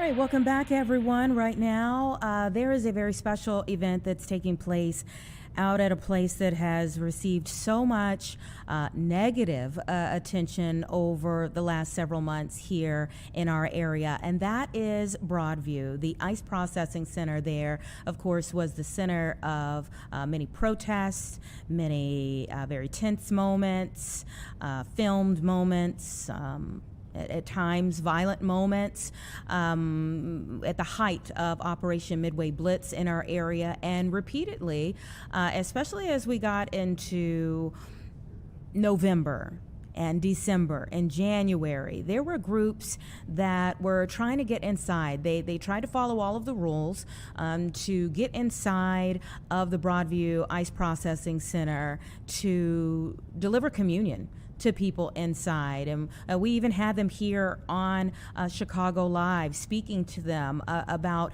their wishes, their advocacy efforts to just be able to interface with the people who were being held there for whatever length of time that they were there. And today, of course, on Ash Wednesday, they are back now for a service. I believe it's just begun, so let's listen into a bit of this. Fruto de tu vientre, Jesús. Santa María, Madre de Dios, ruega por nosotros los pecadores, ahora y en la hora de nuestra muerte. Amén. Dios te salve María, llena eres de gracia, el Señor es contigo. Bendita eres entre todas las mujeres y bendito es el fruto de tu vientre, Jesús. Santa María, Madre de Dios, ruega por nosotros los pecadores, ahora y en la hora de nuestra muerte. Amén. Dios te salve María, llena eres de gracia, el Señor es contigo. Bendita eres entre todas las mujeres y bendito es el fruto de tu vientre, Jesús. Santa María, Madre de Dios, ruega por nosotros los pecadores, ahora y en la hora de nuestra muerte. Amén. Dios te salve María, llena eres de gracia, el Señor es contigo. Bendita tú eres entre todas las mujeres y bendito es el fruto de tu vientre, Jesús. Santa María, Madre de Dios, ruega por nosotros los pecadores, ahora y en la hora de nuestra muerte. Amén. Dios te salve María, llena eres de gracia, el Señor es contigo. Bendita tú eres entre todas las mujeres y bendito es el fruto de tu vientre, Jesús. Santa María, Madre de Dios, ruega por nosotros los pecadores, ahora y en la hora de nuestra muerte. Amén. Dios te salve María.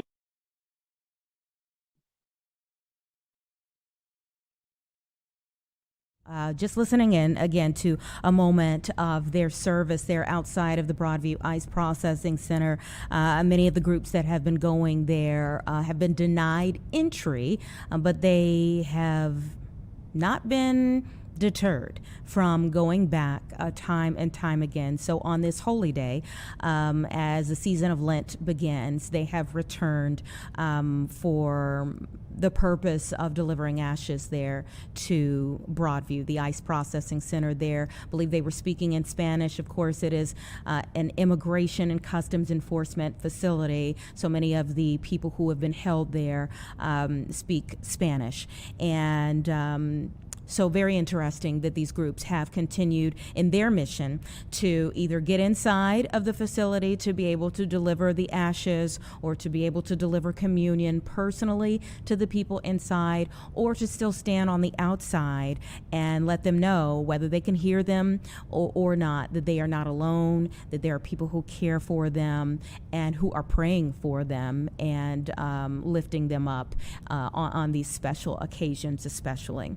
So give us 2 minutes and we will be right back.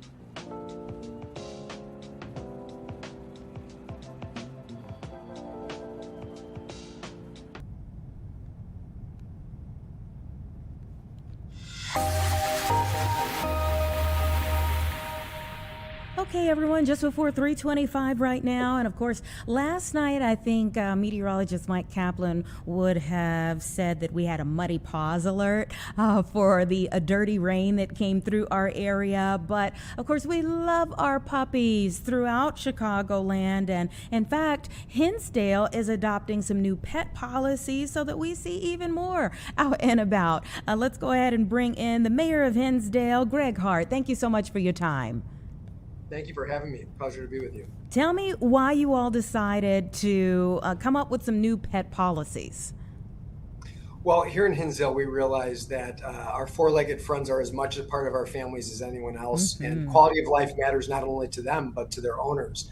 You know, we've had policies, Anita, that have been on the books since the 80s that, in my view, were pretty outdated, that regulated whether or not pets could actually be walked in our parks. And in fact, up until a week ago when we changed these rules, they were banned from being on our parks on leashes, which we thought was antiquated, especially in this date and time. Additionally, we had rules on the books that required all residents who had a pet to pay a registration fee in person at the village.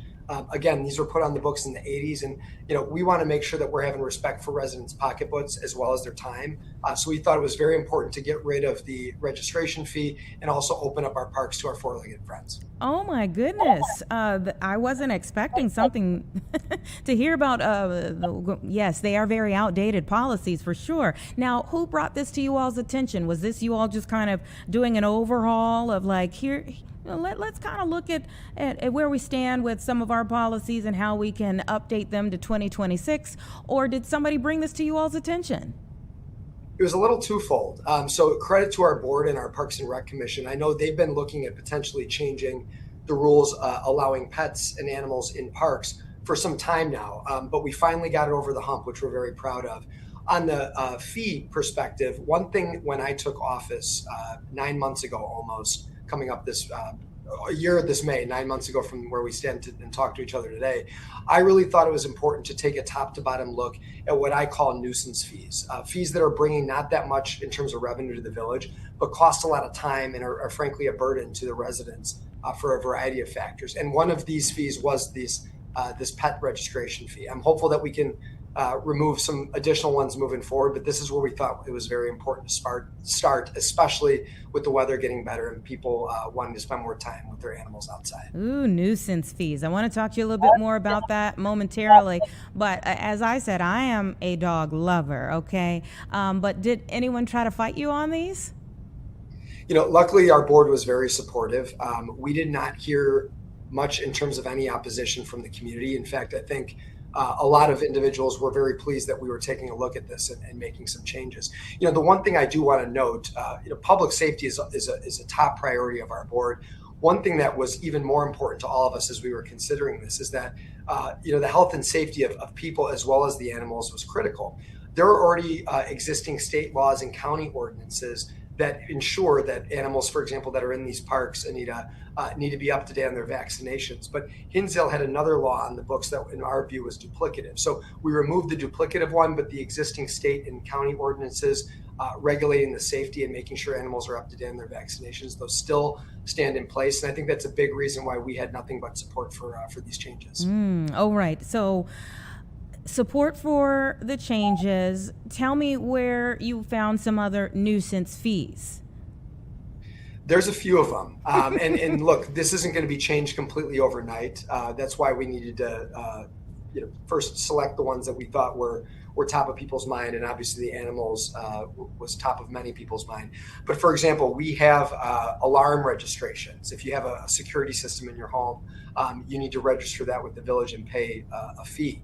I'd love to look at potentially getting rid of that in the near future. And obviously you need to build in stakeholder alignment and making sure we're keeping people safe is our top priority. But in my view, that's another one that is ripe for removal. Additionally, we have vehicle stickers in the village of Hinsdale. These, unlike the other two that I mentioned, are a big driver of revenue. And so we won't be in a position to get rid of those right away. But I'd love to put us on a path of finding ways to reduce our reliance on vehicle stickers so that we can remove them hopefully in the near future and give residents back time and money, as we said. You mentioned the very area that I wanted to touch on next, and that is if you are eliminating fees, are you concerned about matching revenue or finding new streams of revenue?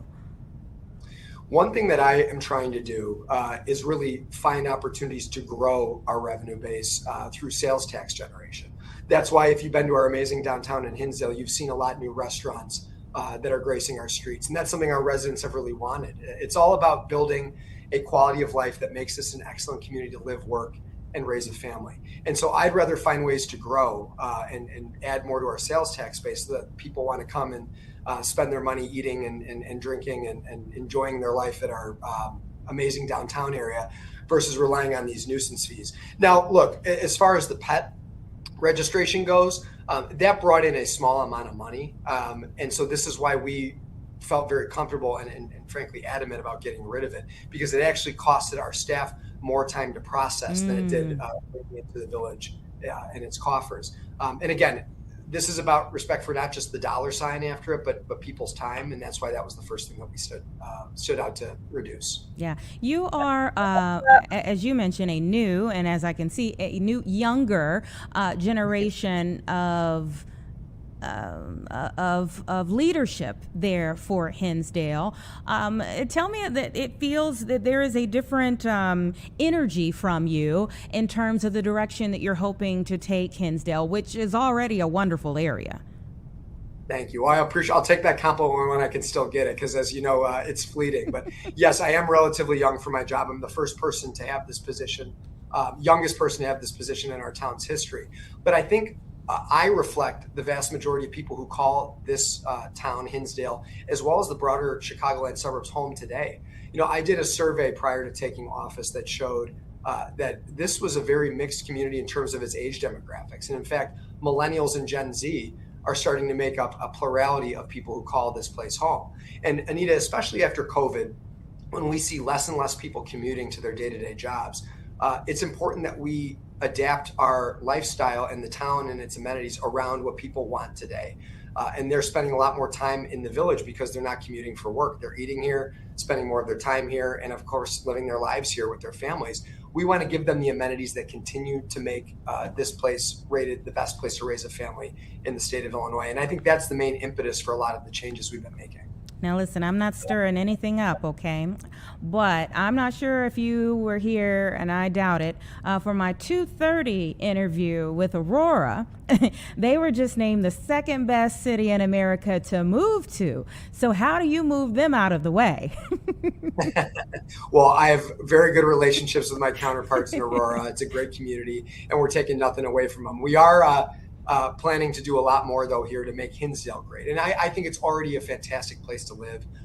We've been rated highly and, obviously have high quality of life, but we want to continue to make it a destination. And the reality is that one of the things that I'm trying to do beyond just making Hinsdale great for the residents is make it a great place to visit and have people come in to spend money to. And again, that looks like building and recruiting more restaurants, more retail that people want.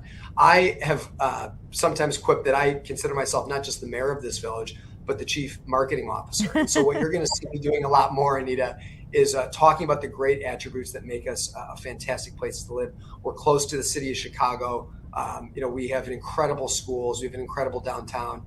And I think that's why you're going to see us creeping up a lot more of those rankings. And even though we're high already, we want to maintain our spot. Absolutely. And what made you want to step forward to lead?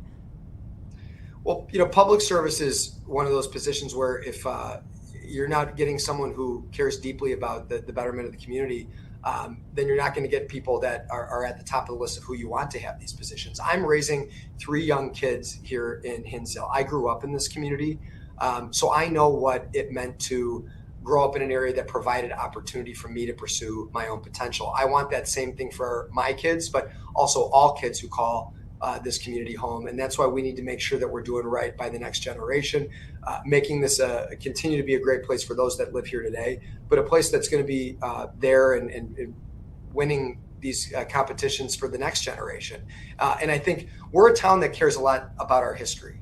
If you've been here, Anita, we're a very historic town, and we take a lot of pride in that. And we've focused a lot on how we preserve our past, which I think is very important. But we also need to focus on how we're preserving our future. And that's why I think we're taking a lot of these steps to make it easier to do business, easier to live in Hinsdale, and of course, easier to spend time with your pets in our parks. Let me ask you, just on a final note here, what do you foresee as some of your greatest challenges to the dreams, the hopes that you have for Hinsdale? Well, look, as with any community in the state of Illinois, we're limited in terms of what we can do from a lever standpoint in terms of new revenue, right? And that's a good thing. I think we should be limited. That's more of my governing philosophy. I'm someone who thinks that we need to do as much as we can from asking the least to the taxpayer. But that's going to get increasingly difficult, especially as pension liabilities continue to increase for a lot of Illinois municipalities. And so that will constantly be a challenge. Every budget cycle, I think, will be a difficult one, but we're incredibly well run here in this community. We have great leadership ranging from the board all the way to the civil servants that we're proud to have working here. And I think what we're going to try to do is continue to be a great, attractive place to move to and do business in, because that will help us solve any challenges that we may face on the bottom line. All right. Well, wonderful speaking with you about the greatness of Hinsdale, and I'm wishing you all the best in all the things that you're hoping to do for that area. Again, it's already great, but any area can be taken to new heights. And of course, the purpose of bringing you on was making it one of the most dog and pet friendly communities in the Chicago area. So first and foremost, much success with that. Thank you so much, Anita. Thank you for having me, and hope you visit soon. Absolutely. All right, take care. Everybody, it's 3:35. Give us 2 minutes and we'll be right back.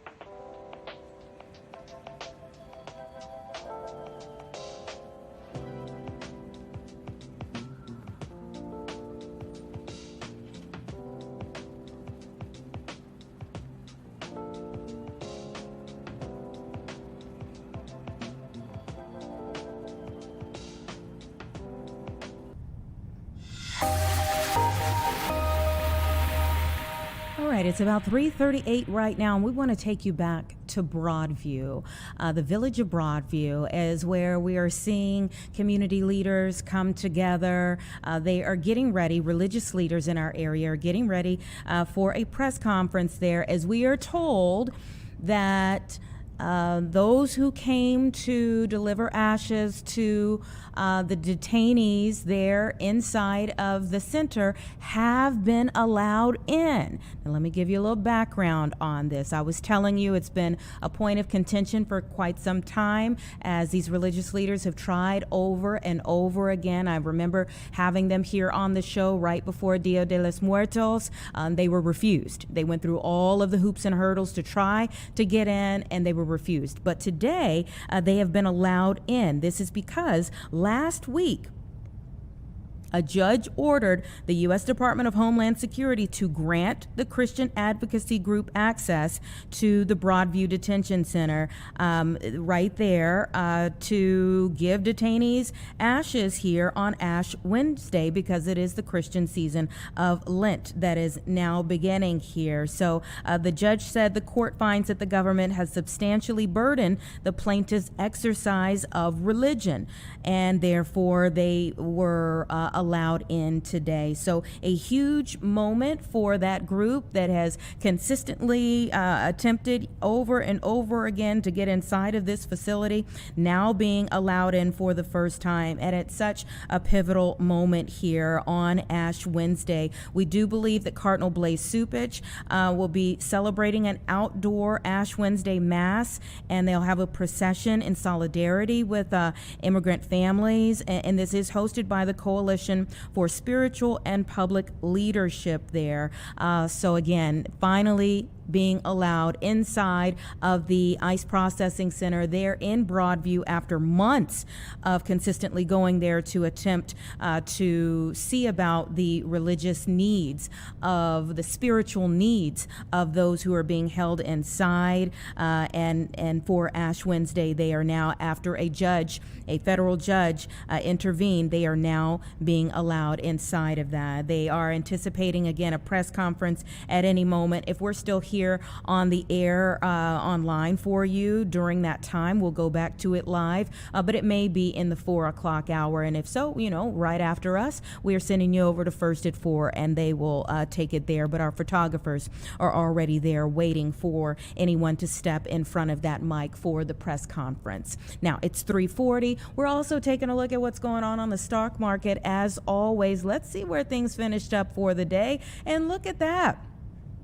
Had a blip of red on the screen at the very beginning of the day, and the rest of it has been quite nice, all in the green since early today. So the S&P 500 moving higher today than it's been the last couple of days here. It says that traders are weighing the release of the minutes from the Federal Reserve's most recent policy meeting. Remember, March is the next time they come back to the table to say whether they should move any when it comes to the interest rate. But so it looks like the traders are kind of looking at that, weighing that as to where things should go. But you can see here that the Dow Jones finished up almost 130 points. Good to see that. That's about 0.26%. The NASDAQ Composite also added 0.78%, closing the day up about almost 23,000 here. So coming off of a muted session, Wall Street is right now, but they have some things to look forward to and some things that they're still kind of weighing as to how things might be. They're also talking about oil prices jumping as Wall Street is digesting these latest developments here. And especially if you think about one of the big conversations internationally right now, it's between U.S. and Iran. So that directly affects oil prices. And the Vice President, J.D. Vance, actually said yesterday that Iran failed to address U.S. red lines in this week's nuclear talks and that military action is still a possibility. So that's still one of those areas where we could see things fluctuate again. So that would be, again, what's happening with the Federal Reserve, also what's happening with the U.S. and Iran. And I do believe that when we listen to White House Press Secretary Caroline Leavitt at the very start of our broadcast for today here online, she did say by the end of the day yesterday there was some movement. She said there was some progress. I wrote it right on my notes. There was some progress made yesterday when it comes to Israel and Iran, which is, of course, how the U.S. ends up in it, defending Israel, standing beside Israel. But she said there was some progress between Israel and Iran made yesterday, and this following the trip from Benjamin Netanyahu here to the U.S. last week. So lots of things, both internationally and nationally, that are kind of weighing into what we're seeing and where we could go from here when it comes to the stock market, but not looking bad today. And so hopefully we'll see more of that green on the screen yet again tomorrow. Listen, we're going to take a 2-minute break and we will be right back.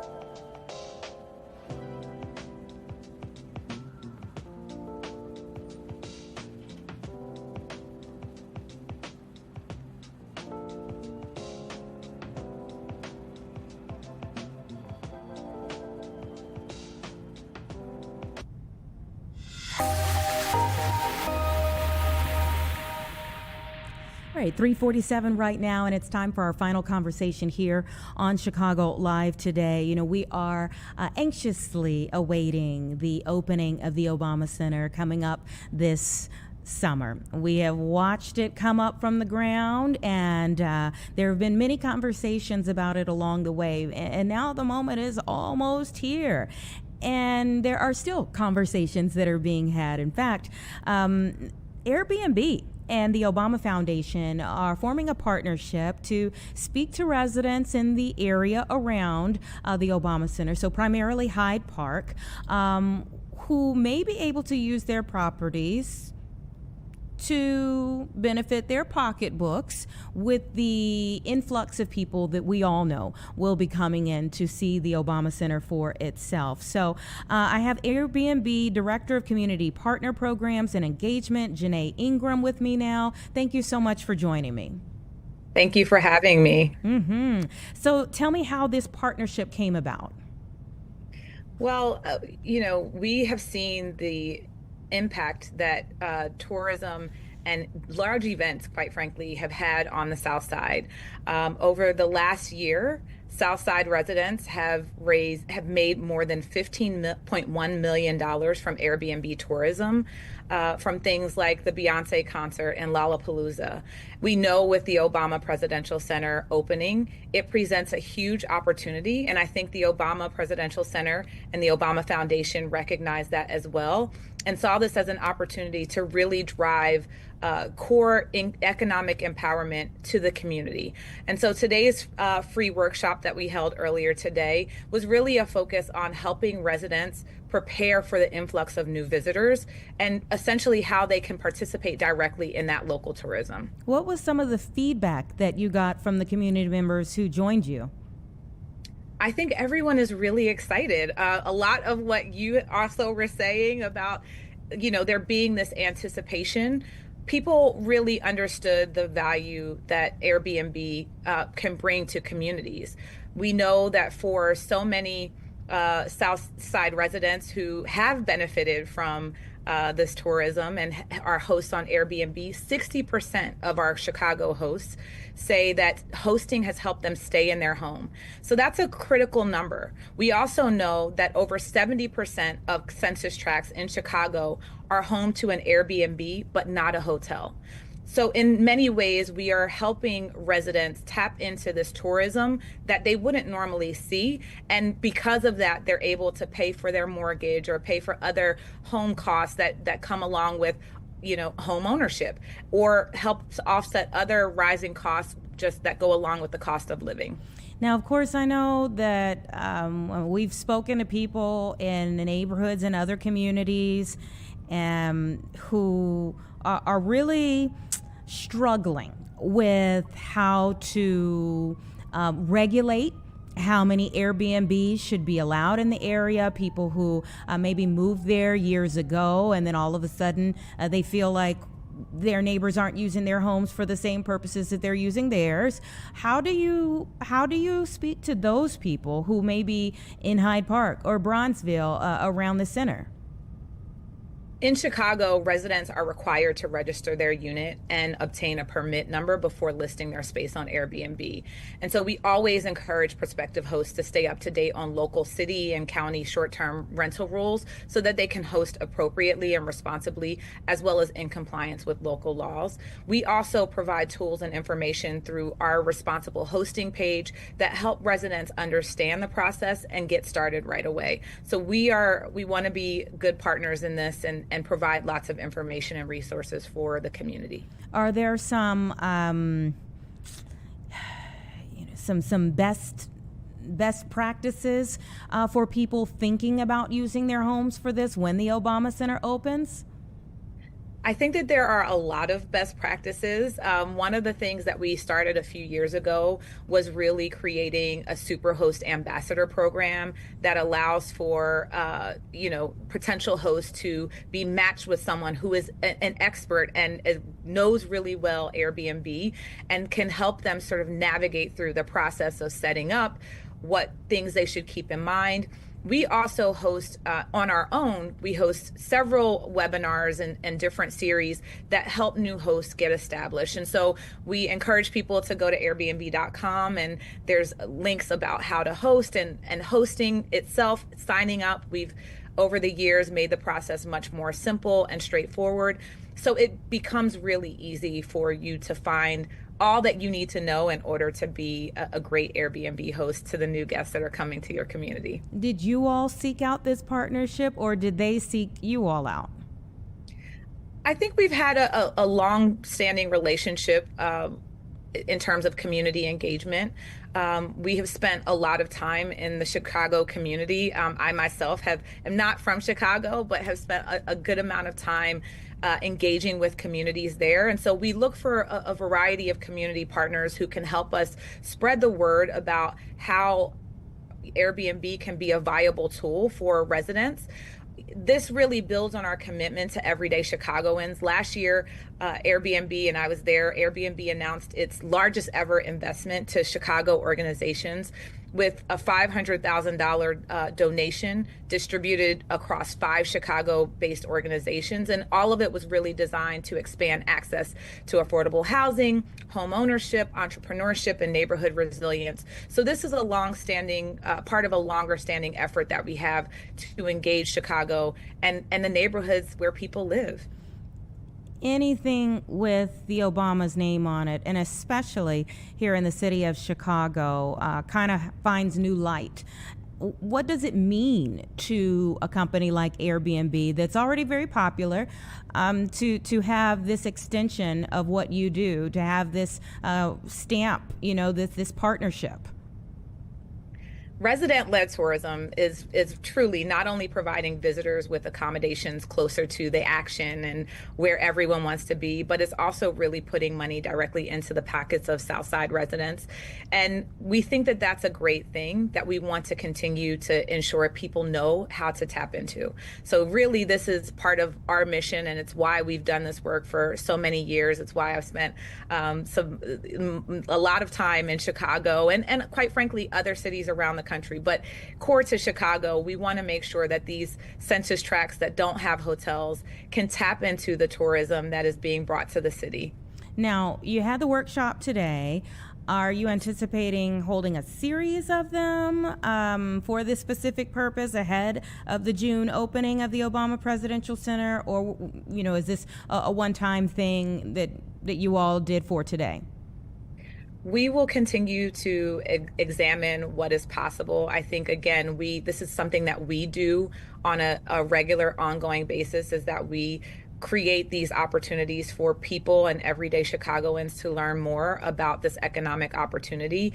And we want to continue to do that, knowing that the center is opening and there will be, lots of visitors who come to Chicago to visit the center. We are expecting, or it's projected, that approximately 750,000 visitors annually will visit Chicago just to go to the Obama Presidential Center. So it's quite the opportunity that we want to share, and we want to make sure people understand the economic opportunity that goes along with it.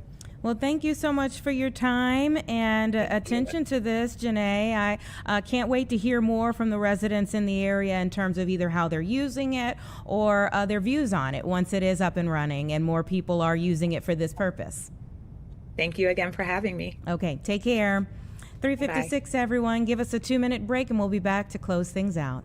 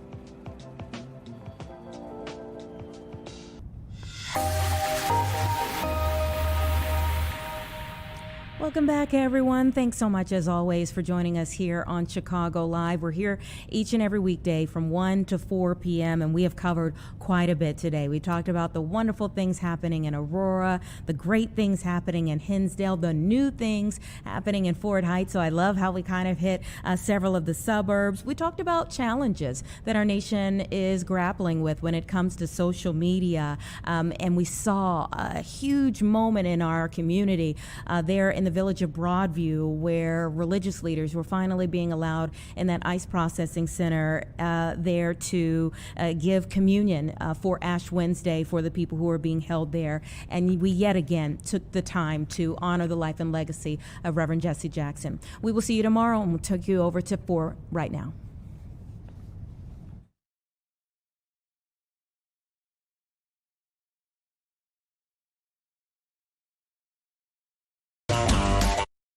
Live from Chicago, this is Fox 32 News at 4. All right, here's what we got coming up for you. The governor says the numbers add up. My goodness, Governor Brisker unveils his budget proposal.